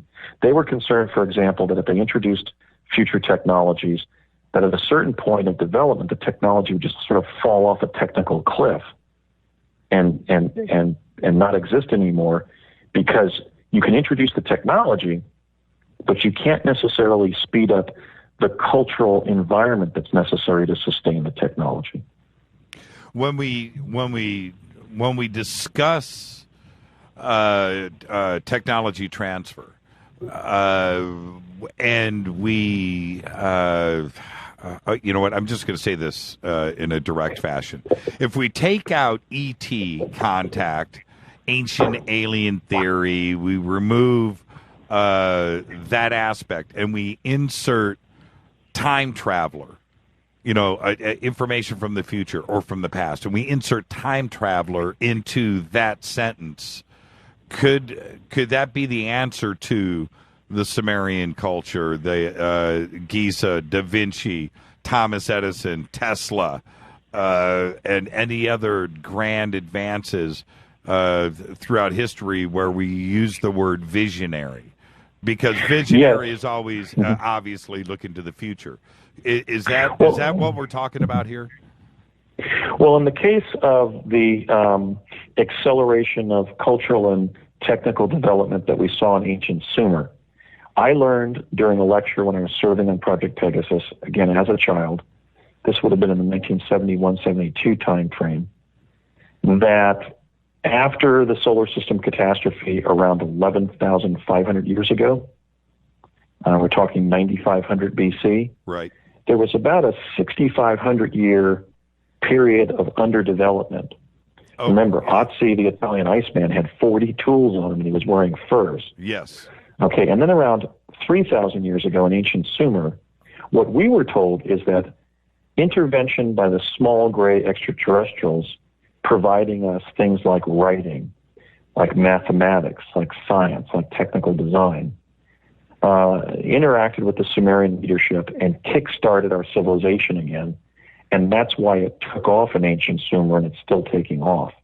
And in fact, both the Freemasons and the Hebrews date the beginning of the world about 5,700 years ago. Why do they do that? They're not talking about the origins of planet Earth. They're talking about the origins of contemporary human society around the world. They're talking about the origins of this civilization. So we're living in a civilization that is a successor civilization and that got up on its feet again as a result of extraterrestrial intervention. How was that extraterrestrial intervention effectuated? Well, apparently by direct contact, but also by enabling certain individuals to have a protean impact on their times. What do we call what do we call that? We call that the alien abduction phenomenon. Because I say that because we were also schooled in Project Pegasus about the fact that, as many of us knew as contactees, that we're being visited by extraterrestrials, that the contacts can be expected to occur during the entire life cycle of the contactee, that specific individuals are being contacted, that they have been contacted in this way since the ancient Sumerian civilization emerged. Civilization again emerged on Earth. And that contactees tend to be more creative as a result of the contacts. So something that's really being masked in a so-called UFO or ET cover-up, despite the fact that maybe as many as 1 billion people have been contacted, and in fact more Americans believe that we're being visited by extraterrestrials than voted for George W. Bush for president during the 2000 election, is the fact that our civilization is the result, not largely, but at least it's received a kind of a catalytic effect as a result of an ET input. And that's why a lot of the secrecy remains in place. We're not a project of the ETs, but we've been strongly influenced by them contacting specific people. It was even admitted by Tesla that he had extraterrestrial contacts, or at least it's been widely theorized that his genius was not just the product of natural causes, but kind of got enhanced as a result of ET contact. Now, the related effect you were talking about is essentially one of the paradox of introducing ideas and technologies from the future or from an advanced civilization. And in fact, the actual paradox there is that if time travelers from the future gave Tesla teleportation to Tesla to travel to the past and future with, he then developed Tesla teleportation, endowed the future with it, and brought about the time travel capability of the very people who visited him. So there's a chicken and the egg effect that occurs when we consider the idea that the past has been seeded with ideas and technologies from the future, because then those very technologies give rise, those ideas and formulae and technologies and so forth, give rise to the very capability that then allows the time travel from the future to affect the present, or what the future would call the past. So if we were to assume, Arguenda, for example, that Tesla was inspired by either ETs or time travelers from the future to develop Tesla teleportation, let's say he got it from time travelers from our future. Well, he then created the capability that they relied on. Right. So that's part of it. That's the bidirectional paradox of creating the future technical capability in the present with the technology of the future, which then gives rise to the future that gets fulfilled and then influences its past. Well, that is probably has been going on in human history. I've often wondered that exact situation. Let's talk about you at Gettysburg, for example. Was there? How did you get back? In other words, was there a time machine there? I know I've talked to you about this before, but explain that. Right. That goes to the functioning of the different technologies. When Tesla teleportation was reduced to practice around 1970, we couldn't send somebody to the past before 1970 because they would have been stranded there. Why?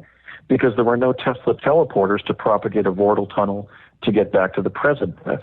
So they had to develop technologies that had a unidirectional effect in sending somebody, let's say, to the past, even the primordial past. I mean, I would end up being sent via chronovision to 100 million BC, right, where I directly witnessed several dinosaurs chomping on some tall grass. But because of this effect, and it's not some kind of mystical thing where because the technology emerged at a certain time, you can't go before that time. It's simply the practical effect of being stranded in the past for lack of the technology to get home, just as if somebody could be lost in space along the lines of the popular TV show.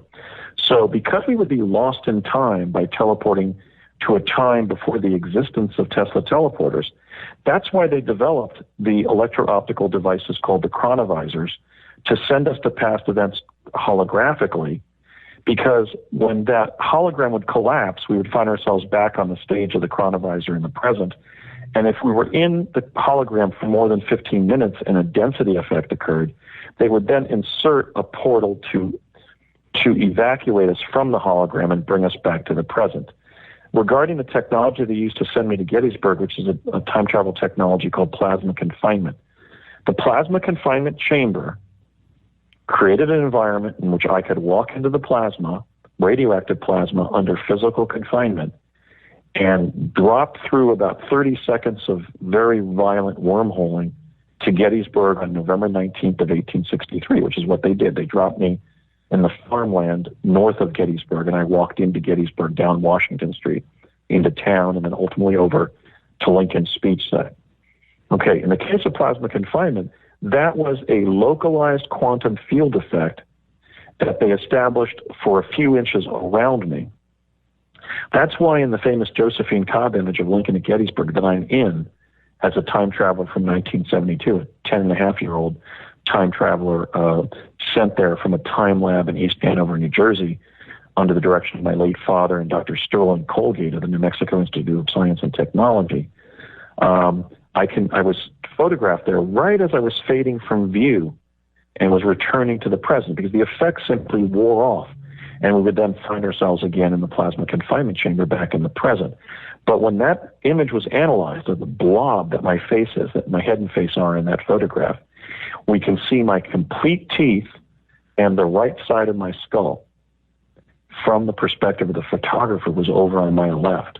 So he actually captured me returning spontaneously back to the present. I didn't need a time travel device there on November 19th of 1863 to get home because the device originally just temporarily embedded me in the past. Why weren't there news accounts, Andy, of you suddenly disappearing, like freaking out the crowd? I'm looking at the picture here, and you and I have discussed this many times. Obviously, your face is blurred, but there's got to be at least 1,000 people that could possibly have seen you disappear. Not everybody's looking in the same direction, but why wasn't there news reports of, holy crap, a 10-year-old just vaporized in the middle of Gettysburg? Well, you're asking for the presence of evidence that may exist or doesn't exist, but let me explain why. The President of the United States was there that day. About 1,000 people had gathered. The men next to me were not looking at me. There's a small cluster of about 4 men standing closer to the camera than I was standing. Curiously, and there's a number of anomalies in the whole photograph. The first is that we can see the faces of the men in front of me who are closer to the camera, and also the soldiers standing guard around the dais where Lincoln had just arrived as well. But we can't see my face. My face is blurry. Right. It looks like almost like a thumbprint was placed over it. That actually was my head evanescing as I was going back to East Hanover in 1972. Right. The second anomaly is we can see my skull and entire set of teeth, which created an X-ray effect, even though Marie Curie, who would win the Nobel Prize in physics or chemistry for discovering radium as the basis of the X-ray, would not even be born until 1867, 4 years later, and the X-ray clearly had not been developed as a medical technology or as a photographic effect. The other anomaly is that there is an entity standing next to me, basically a tall extraterrestrial type, and he's clearly visible. Now, I think in addition to the fact that it was until 2007, until the John Richter photograph emerged, the sole surviving photograph of Lincoln at Gettysburg, but also because it was known by the government in the early 70s to be the first picture of a time traveler from the future, namely myself. And to top it off, there's this translucent extraterrestrial standing next to me, watching me in the photograph, who's clearly standing behind me, and yet he's as tall or a little bit taller than the group of men in front of me, closer to the camera.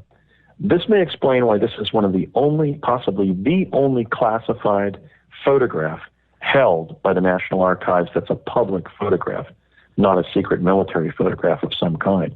When my photo analysts, William Stillings and John Gannon, approached the National Archives, where the photograph now is, they were told that they would not be granted access by the U.S. government to the original prints or the original negative, and when they asked why, they were told that the Josephine Cobb image is classified.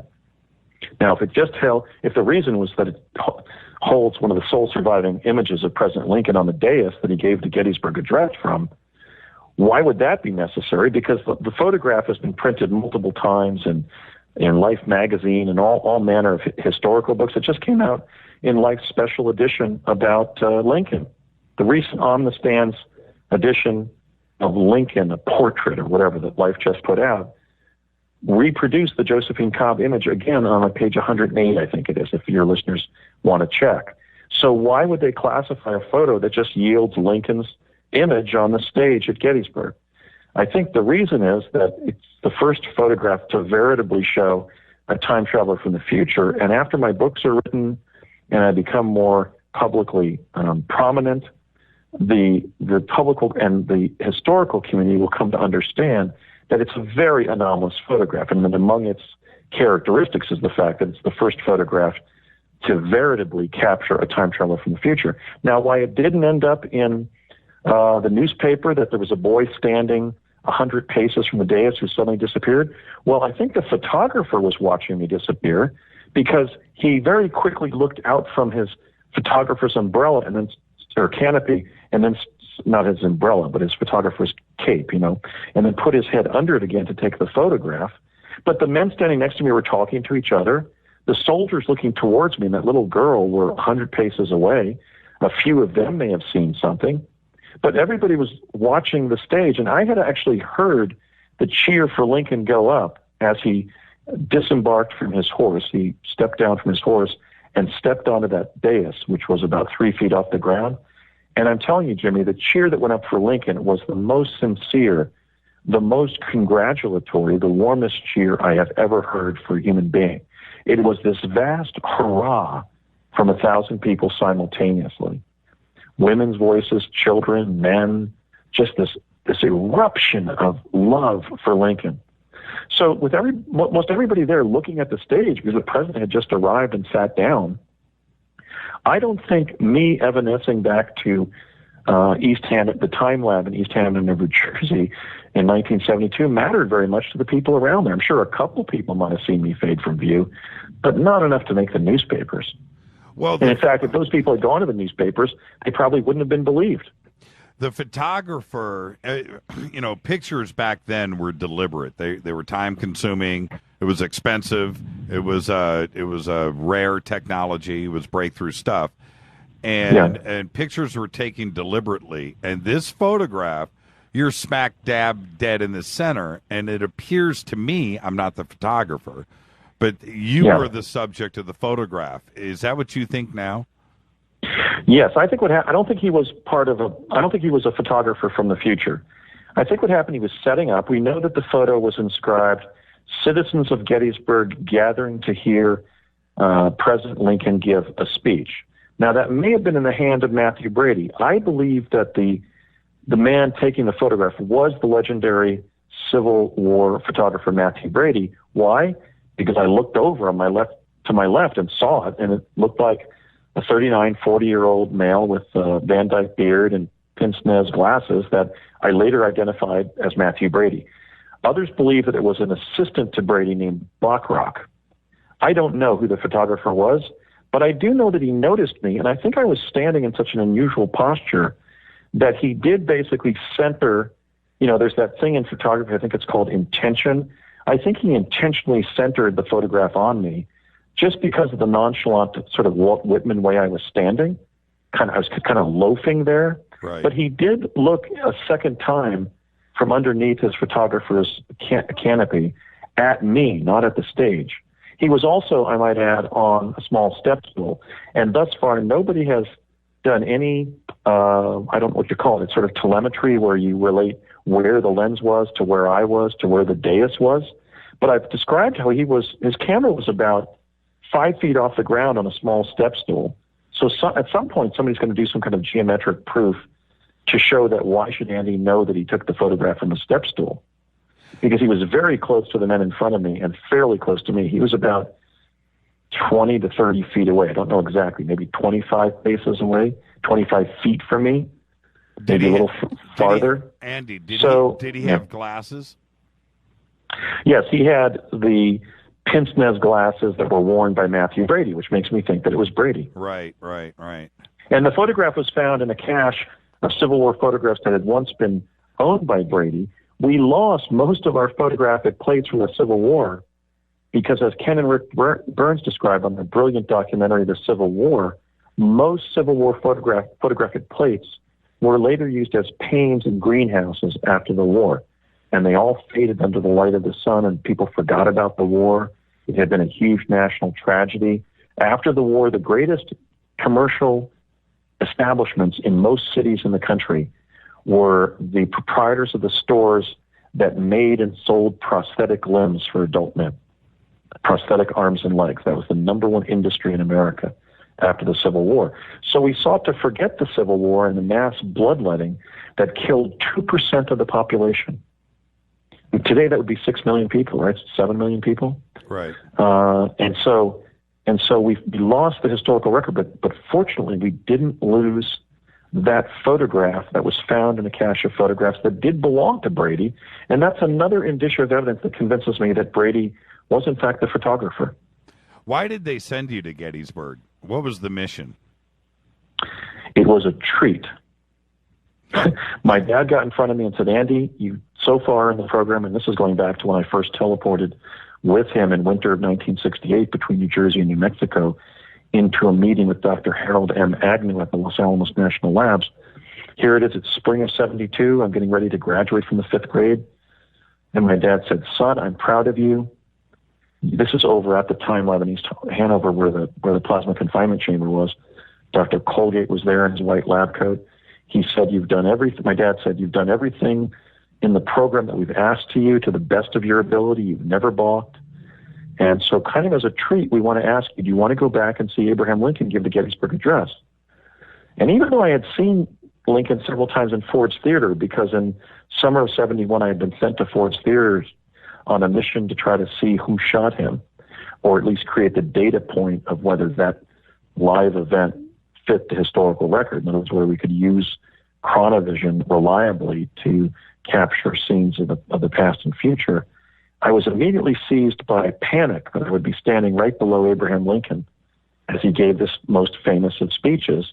And I was actually, as a kid, thinking of that famous, scary Alexander Gardner photograph of Lincoln from 1863, where he's staring straight forward at the camera and his eyes are burning like coals. Yep. That picture sort of had a place in my imagination as a child that, let's say, the Boo Radley character in the To Kill a Mockingbird movie had. Yeah, right. You know, that scary neighbor of Jem and Scout. Yeah. Played by the great Robert Duvall. Yeah. And so it just was as scary as the Wicked Witch of the West to me, you know, or Boo Radley. And so I was immediately apprehensive. But then Dr. Colgate said to my father, well, Ray, let's have Andy come back in a couple of weeks and we'll ask him again. Maybe he'll want to go. Now, the reason that they were making sure I went, that I wouldn't learn until I went there, is when I reconnoitered the stage. I got there very early after walking into Gettysburg from about maybe, about a mile north of downtown. It was about where Gettysburg College is today. But then it was just farmland. The college had not yet been founded, or at least had not been founded in any major way. And I walked through the farmland into town. And then when I went over to the dais, after interacting with John Lawrence Burns in downtown Gettysburg, that's where he gave me the very oversized men's shoes, the Union winter parka that I can be seen wearing in the photograph. When I went over and stood by the stage, I had a couple of negative interactions, including one with my dad. I went to the front of the dais, front and center, where he had told me to stand, and I looked over to my left at this Pennsylvania farmer standing next to me, and it was my father, except he was heavier, and he still had a crew cut. All right. And I said, Dad, hold on. We're a minute late into commercial. I am just just knee deep in this. Let's break right there. We'll pick up with your dad when we come back. This is Fade to Black tonight. Andrew Basiago is with us. This is Fade to Black. Andy, you stay right there. Bespoke Radio for the masses. I'm your host, Jimmy Church. Follow us on Twitter at JChurchRadio. We've got a lot more to talk to Andy about when we come back.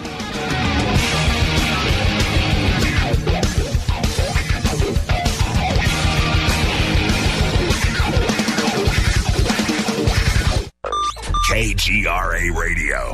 Intelligent talk. Are you a paranormal investigator, ghost hunter, or UFO skywatcher? If so, FNGinnovations.com has the product you definitely need in your investigations kit or go bag. Introducing the Morpholite Wide Beam Tactical Flashlights that put the light where you need it most. Traditional flashlights shine a focused round beam with limited line of sight in the dark. Morpholite Tactical Flashlights change all that, utilizing a revolutionary wide beam design to enable you to see safety hazards such as hanging wires and steel, pipes, and holes in the floor you just can't see with a focused round beam. In the field, where safety is paramount, a 180-degree beam increases orientation and peripheral vision in the dark. Morpholite flashlights are ideal for investigations in abandoned facilities such as houses and hospitals, factories, caves, and tunnels. Avoid those low-hanging tree branches that poke your eyes in the woods. Visit FNGinnovations.com to see a full line of tactical lights and accessories. That's FNGinnovations.com.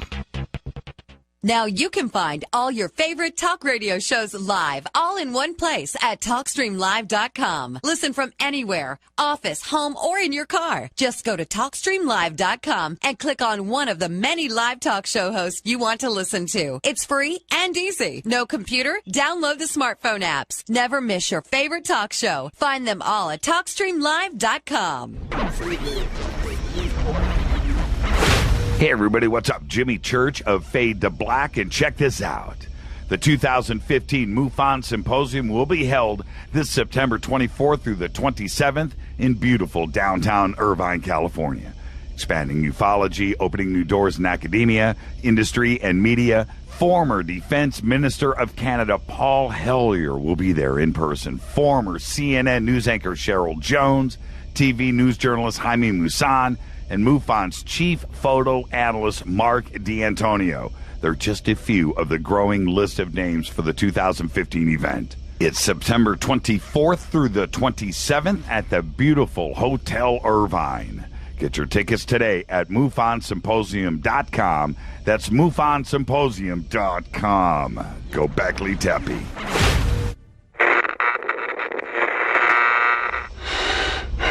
You want to know a secret? I love ponies. I really love ponies. I'm serious. I couldn't stay sane without ponies to brush. Why fade to black? Because you never got that pony, damn it. This is Fade to Black with Jimmy Church on the Game Changer Radio Network and KGRA, the Global Radio Alliance.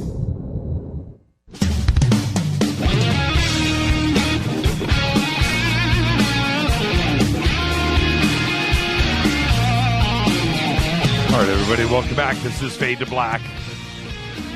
Oh, yeah. The Wednesday edition. Tonight, Andrew Basiago is with us. It's a time travel night. I'm your host, Jimmy Church. Follow us on Twitter at JChurchRadio. Email is jimmy@jimmychurchradio.com. Hashtag F2B is the sandbox. And Andrew, before we get back to your father, I don't know how you and I do this every time we get together. We talk about everything except what we meant to talk about, and so before I let it get away from us, you bumped into somebody from the Mars Jumper program, and yes. And you guys had a conversation. What happened? I don't want to say where I was in the country because I've been traveling around, networking with friends and supporters, just just on vacation, but also sort of primarily related to my presidential campaign, but just really traveling and enjoying driving around our great country. And I was somewhere in the U.S., and I was serendipitously invited into a meeting with somebody in a rural location.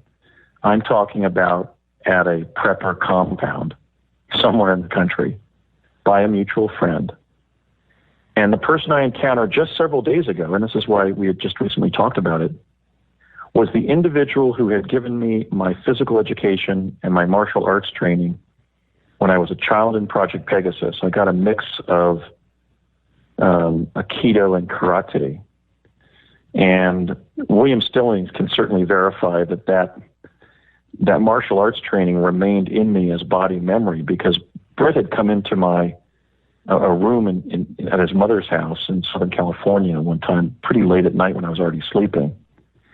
And I did the dragon drop, which is basically where you do a scissor move on a mattress and go flying into the center of the room like Jackie Chan.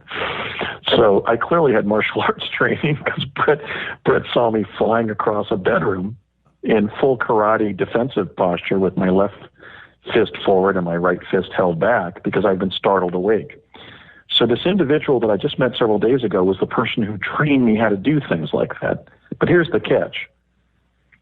I was meeting with him in a garden setting outside his rural compound somewhere in America with a mutual friend who had put us together. And he was sitting on my left, and I said, wait a minute, you're the martial arts guy from Pegasus. You taught me all that martial arts stuff in spring of 72. You had just got back from Vietnam. You were like 18 years old. He had served in Vietnam at a very young age. And I said, do you remember training children who were going to be going on and time traveling and stuff at that time when you got back from Nam? And he said, yeah, that's what I was doing. I was doing these seminars around the country where they were making me essentially like a physical education instructor for gifted and talented kids who were being decanted into the different special access programs that were emerging around the country. And I said, well, wait a minute, you were my instructor. And then I said his name. Okay. Then he got up in the conversation, maybe 10 minutes later, and he walked over around the table to my right. This was just a small little wooden table in his garden. And I said, wait a minute, you were on Mars too? And he goes, yep. And he smiled very wryly. And I said, I can see you against a corrugated building, a corrugated aluminum building, kind of like a mechanic shop on the surface of Mars, kind of like a garage or depot on the surface, but I can't really remember what we were talking about. He says, just give it some time. You've met me again, and I'm sure that what we dealt with will come forward. Well, on the way home, I remembered what we were talking about when I first met him on the surface of Mars, but did not recognize him as the individual who trained me in martial arts as a kid. But it was the same person, because I mentioned some names that we had known mutually on the surface of Mars, and he mentioned some other names. So that was it right there. He demonstrated that he knew who I was and had served in the program. And on the way home, back to my friend's place, somewhere in America, I remembered what he was talking about when he was standing against the corrugated building. He was talking about another group of Mars jumpers had been under attack the day before by a flock of pterodactyl-like creatures. And then later in the afternoon, I remembered what happened, which is that this individual and William Stillings and I found ourselves on a hill under attack by the pterodactyls that had been seen in the region and reported as a possible threat. In other words, we met him like at 10 o'clock in the morning, found out that another group had gotten into trouble the day before at a somewhat distant location, but that these particular predators were known to be in the region. And they weren't any kind of predator that we had been educated about during our training at College of the Siskiyous in summer of 1980. This was new information to me. Now, during the remainder of that day, the trip home, and after I left this person's company, I remembered basically coming under attack in which we had 3 guys and 2 rifles. So he and I stood back to back, and Brett crouched down so he wouldn't be picked off. And we spent about a half hour taking care of these 20 pterodactyl-like creatures that were coming in and basically trying to chomp our heads off. So what I came into confrontation with just a few days ago is that I have remained repressed about some of the most terrifying things that happened on Mars, and Randy Kramer, the new whistleblower's account, seems somewhat overwrought to me because I had repressed the information. That's what we do. That's called what? Repression, right? We block out painful or frightening memories. And I realize now I have to do more memory work regarding the full gamut of experiences I had on Mars or wherever they were sending us in the Mars Jump Room program, because I'm now absolutely certain not only that this person would have been guarding us as kind of basically an Army infantry guy who really knew how to protect people, but I remember operating that ACT gun where we were basically firing frangible bullets up at these pterodactyl-like creatures so they were falling right around us. I remember he had yelled to me something like, "Andy, wait until they're 10 feet away and then shoot," rather than when they're 30 to 50 feet away. And so these things were diving on us, and we were shooting them within 10 feet above us, and they were falling around us for about a half hour until he and I were able to protect the three of us. And I'm sure it was most frightening for Brett because he was unarmed. And so I think that this is an aspect of the Mars Jump Room the Mars Jump Room experiences that the jumpers haven't really shared with the clarity that Randy Kramer has, because Randy's experiences occurred more frequently. He was there for 17 years, not sporadically over the course of 4 years. And I really came to terms with this meeting that I've got a lot more memory work to do on Mars, and some of it's going to be pretty scary. Would he come on the show? I asked him to come forward as a whistleblower, and his answer was, "I'll think about it." Okay, all right. He would basically,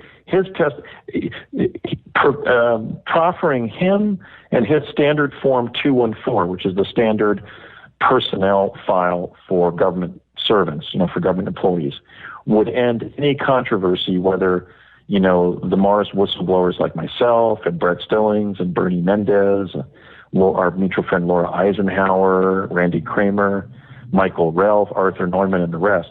It would end the controversy as to whether we're all telling the truth or not. This person has a service history from Vietnam, and if they were keeping that 214 form current, it will show his service in the Mars Jump Room program, we think.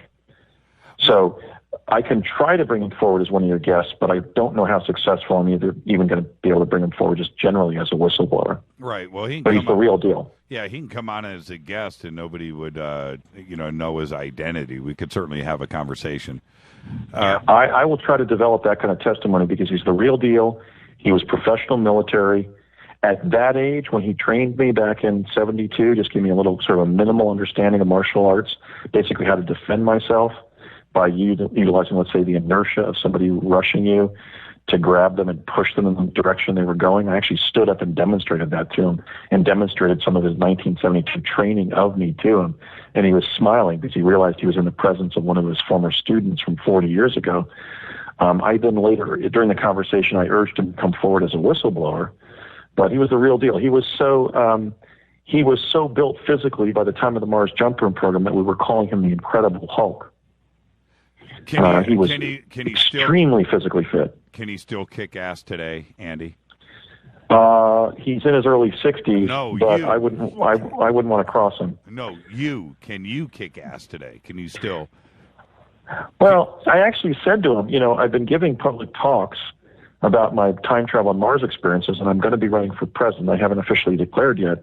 And I said to him, the funny thing is your training comes into my mind quite frequently because I've often kind of daydreamed, if I get charged by somebody from the stage, how quickly are they going to be flying in the direction that they were going? And how hard is the follow-up kick going to be to their, the back of their ribs? So, yes, I can still kick ass, but the thing is, it's more on the level of body memory. I mean, when I did the drag and drop in that bedroom of Brett's family residence in Southern California, I was still asleep. So, and I virtually flew from the bed. So yeah, it's still there on the level of body memory, but just like my psychic ability, I'm not a martial artist or a professional psychic. A lot of those skills regress. So I'm not making some kind of elaborate claim, being some kind of martial arts expert. He just gave us a little bit of training about how to evade combatants and just use our hands and feet to fight combatants if we needed to. But we kind of laughed about the fact that, 35, 40 years later, I came flying off of a bed in the middle of the night because somebody entered the room quickly.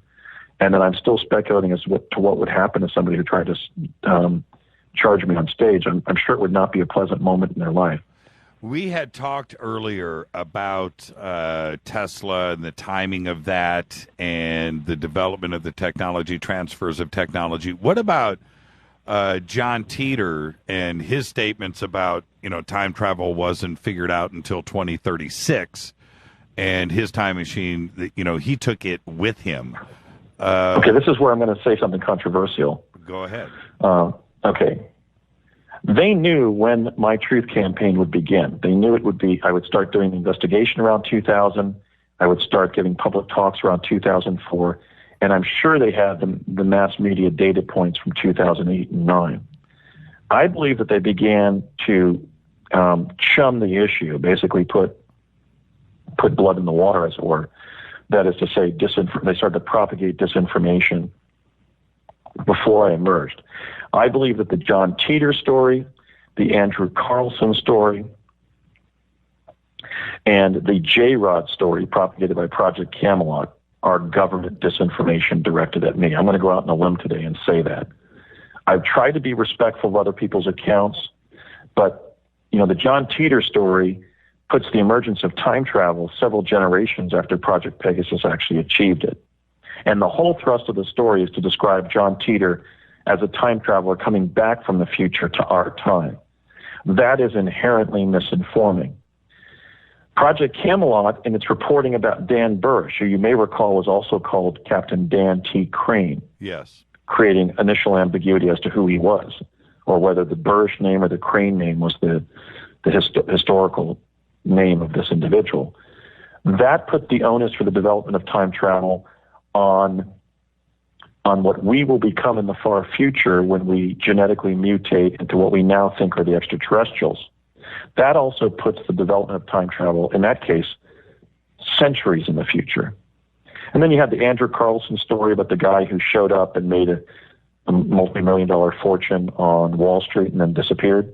Okay, those were all introduced in the 2006 to 9 period before I became a public figure, and I think that they were government disinformation. Because so that when I did emerge, there would be 4 or 5 other people who just made widely ranging time travel claims. But I mean, the Teeter story has already been linked to the brother of the attorney who broke it. The Andrew Carlson story is essentially a National Enquirer level of journalism. And the J-Rod smacks of disinformation. Does that mean I'm accusing Bill Ryan and Kerry Cassidy of being government agents of disinformation? Unfortunately, yes. Well, the thing is with Dan Burrish, and I don't want to go off on a segue about somebody that I've never met, but he certainly seems to have his supporters when he has, quite clearly been brought out with some, inconsistent things about his past, and that just don't seem to line up. And Burrish, when you listen to him speak, and I've certainly seen all of his stuff, just seems to be repeating other claims and other stories that have been out there for a long time, and without anything new. Right. And right. So let me be merely factual then, rather than merely accusatory. And I'll even take back that accusation against Bill and Kerry and say that Project Camelot may have been taken by Burrish. But let me say this. I served in Project Pegasus during the emergence of time travel, and there was ET liaison going on that I was involved in. The ETs weren't providing all of the technology, but they were consulting the project. So there was alien liaison. And the ETs that we were interacting with during the period of the emergence of time travel, not in the far future from the ETs, but in around 1970, was not occurring as a result of technology transfer from the ETs. So Burrish's whole premise that the ETs are ourselves in the future, I believe, is an attempt to mix up these themes of alien, ET human liaison and of the accomplishment of time travel in the same way that the information that Richard Doty gave Linda Moulton Howe took a lot of the principal means from Project Pegasus and spun it into an unrecognizable form. In other words, I do not believe in the historicity of Burrish's account because I was in that context when it was occurring years before he served, decades before he served. And time travel emerged as a result of the intelligence funnel I described. It was not given to us by ETs from the future. And the ETs were not known or understood to be ourselves from the future. They were known to be from another planet in another star system. And I know that because I took part in a kind of a summit meeting in which we were coached about what to say. And one of the questions I asked the two tall grays I was interacting with in that meeting is that on this planet we have areas of outstanding natural beauty like Yosemite, Niagara Falls, the Grand Canyon. What do you have on your home planet? And the woman, the female ET, said, well, we have these beautiful sand dunes that we can reconnoiter from the air, and it's considered an interaction with outstanding natural beauty when you fly over these sand dunes. Okay, so I know that Burrish's basic premise, his major premise, that time travel was given to us by what we thought were ETs, which were actually our own species, as it will evolve in the future, was simply not true. But why would 2036 and Teeter and everything that is going on then, why would they come back and spread disinfo about time travel? I'm missing the connection. Well, Teeter is not a time traveler from the future. Teeter is not even a person. In fact, they haven't met the basic evidential standard of producing the witness. Teeter has never been shown. Okay, so Teeter only exists as an allegation right now, not as a known person. So I'm not saying that they came back from the future to sow disinformation. I'm saying the notion that Teeter exists and is a time traveler from the future, that is the disinformation produced in the present, disseminated in our own present. Well, what about the other information that came along with Teeter, such as the description of time travel and gravity clocks, the illustrations, the circuitry, his the industrial design of in General Electric and all of the factual stuff, and the photography. What about all of that? That was just okay. Teeter, the technology that was contained in the photographs that were purported to have been provided by Teeter of the devices bore no resemblance to the time travel technology that's been fully operational within the U.S. defense technical community by 1970. And a number of his factual assertions, such as a limited nuclear war and a fragmentation of the United States in 2007, a limited nuclear war with Russia, and a subsequent breaking apart of the United States into regions, governmental regions, didn't occur. So if Teeter had been a time traveler from the future, he either was from another timeline or he never existed. But I'm saying that based on the fact that Teeter didn't know the substrates, the historical substrates of the actual emergence of time travel, that he, in all likelihood, didn't exist as a real person. What about could or did Pegasus have any interest in going to 2036 to straighten out the disinfo that was coming back?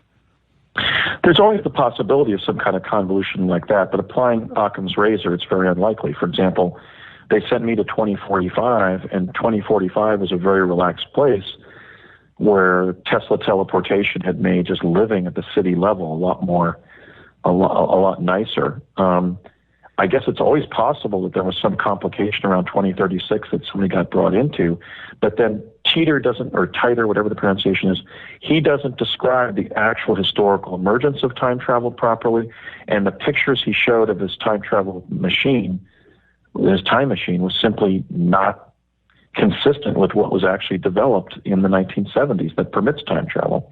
So he was essentially kind of a modern myth that was created, I think, to detract attention from me. Because if you look at the way I was played when I emerged publicly, you know, I was asked in my first appearance on Coast to Coast AM by George Norrie whether I believed John Teeter, and then later leading radio personalities would describe time travelers like John Teeter and Andrew D. Basiago. Well, I know I time traveled, but I have serious doubts that John Teeter did.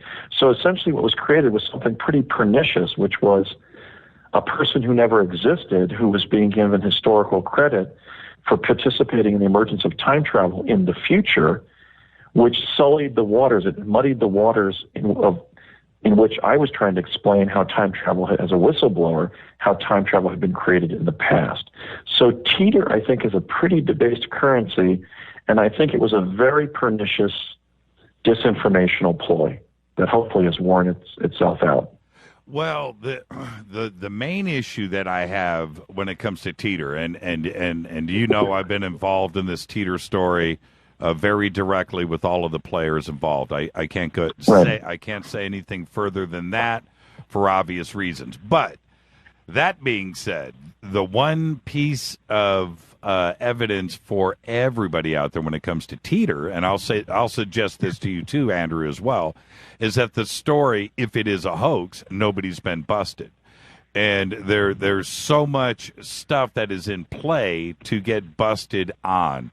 And that is what, you know, that is what a hoax is. It's a crime.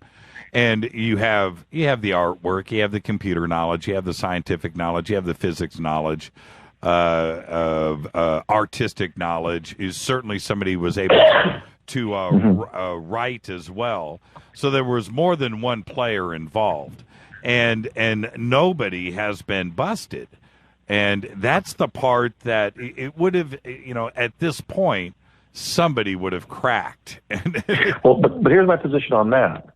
Let's see what I did in my truth campaign. I talked about fading from view as the photographer was taking my picture in Gettysburg in 1863, and then several photo analysts found that my entire teeth are visible in the photograph, where my whole head is blurred, and my right eye socket and right cheekbone are visible.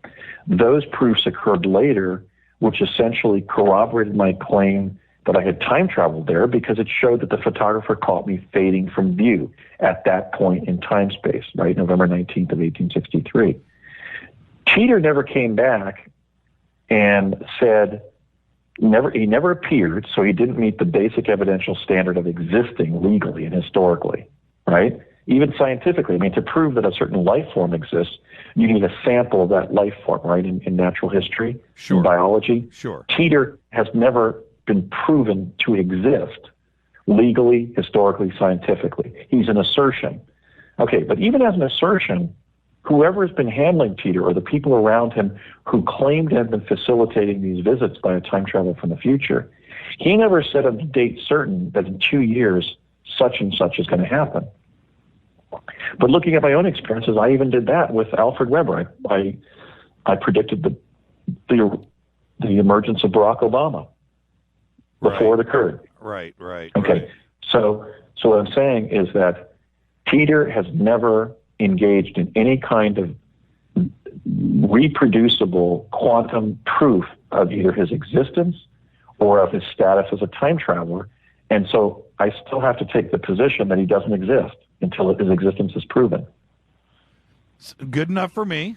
It's not a John Teeter show, and let's take a quick break. And when we come back, we're going to have a very fascinating conversation about Donald Trump.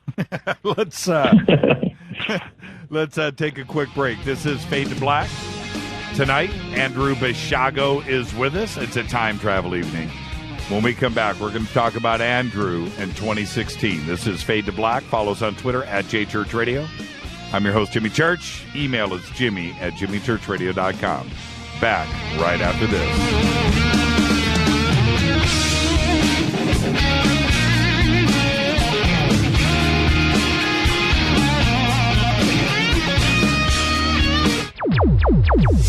Despite popular opinion, reading a book will not make you smarter.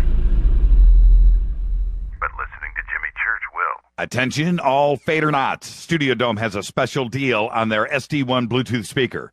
Just go to jimmychurchradio.com, click on their banner, enter the promo code Jimmy, and you get $40 off and free shipping on the SD1. It's voice activated, comes with a USB antenna, cables, and a carry bag. Never listen to your phone, tablet, or laptop speakers ever again. It's the only way to listen to Fade to Black. That's jimmychurchradio.com, Studio Dome banner, promo code Jimmy. Go Beckley Teppy. This is Kristen, Erica, Brittany, Gabby, and you're listening to JimmyChurchRadio.com.